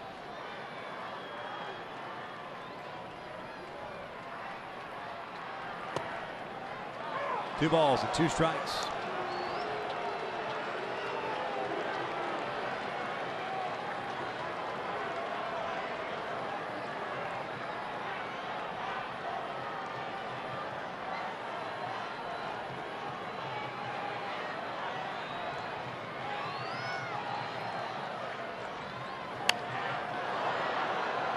Pretty good fastball from Garrett. Good life on it. He's throwing the ball pretty well all spring training long. He had 1 tough outing. He made some mistakes, a control issue, but other than that, pretty solid. We talk about that battle for the bullpen. Besides Joe Smith, Houston Street, it is kind of a pick 'em. There's some guys you could pencil in. Rasmus, and this one punch to the right side. Crone's got it to the backhand. Should do it. Garrett can't get there. Oh man, you talk about there's the 3rd out and the gift with the game over with. Javi just took a kind of an odd route toward the bag. Crone's feed wasn't that good either. And Crone showing some good range on that play. A solid play on the ground ball his way. And slowing down, trying to get the baseball, and then after, obviously, now able to find the base right away. You know, ideally, as a first baseman, you lead the pitcher going towards the base, and that forces you to pick up the pace even more so. as a pitcher to make sure you get to that corner of the base and get out of the way, avoid contact. Trace Thompson up, 2 outs and a man on. The tying run over at first base now.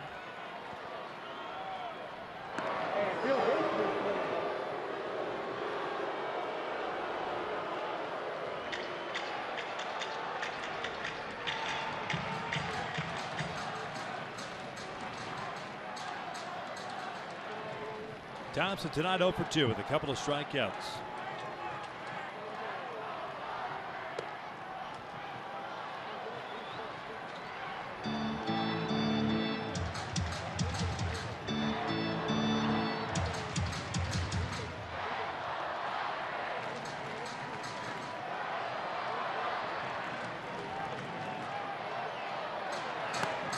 One ball, one strike.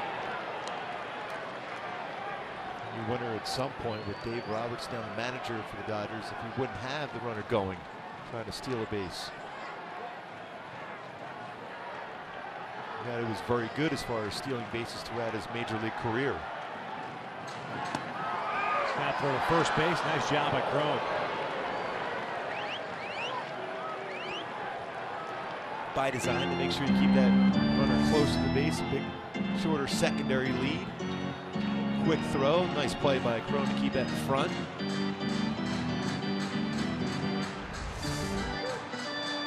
One ball, 2 strikes.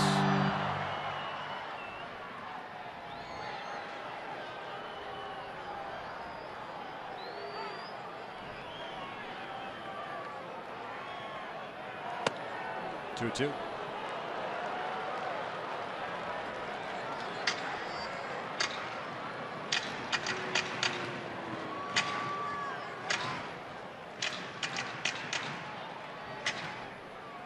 Conversation. If anything, more frustrating for Guerra than not being able to get over to that bag and get that third out. It certainly weighs in your mind because you've done that so many times, a repetition of doing that in spring training. Covering the base, being as quick as possible, getting over to that base.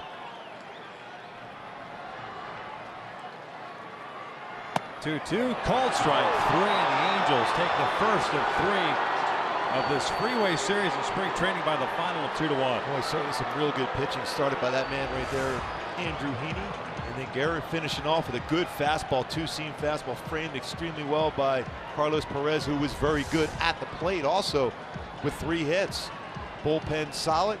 Malley did a nice job himself against Utley, but Mike Scioscia has to be pleased with what he's seen from this club defensively. Johnny Giavotella, some nice plays at second base also. And here now the totals for tonight's game. You mentioned Andrew Heaney did a terrific job. He certainly did. Albuquerque, how about his 1 inning with 3 strikeouts? Corey Rasmus did a terrific job, but overall pitching-wise for the Angels, nice job and a big hit by Todd Cunningham to give the Angels the 2-1 advantage. And of course, Molly and Javi Guerra making it stick here in the 9th. Yeah, I mean, so many positives once again from this club. And like I said, some solid defense throughout, some good approaches at the plate. Not a ton of hits, 8 hits. We've seen double figures a number of times, but some quality at bats again.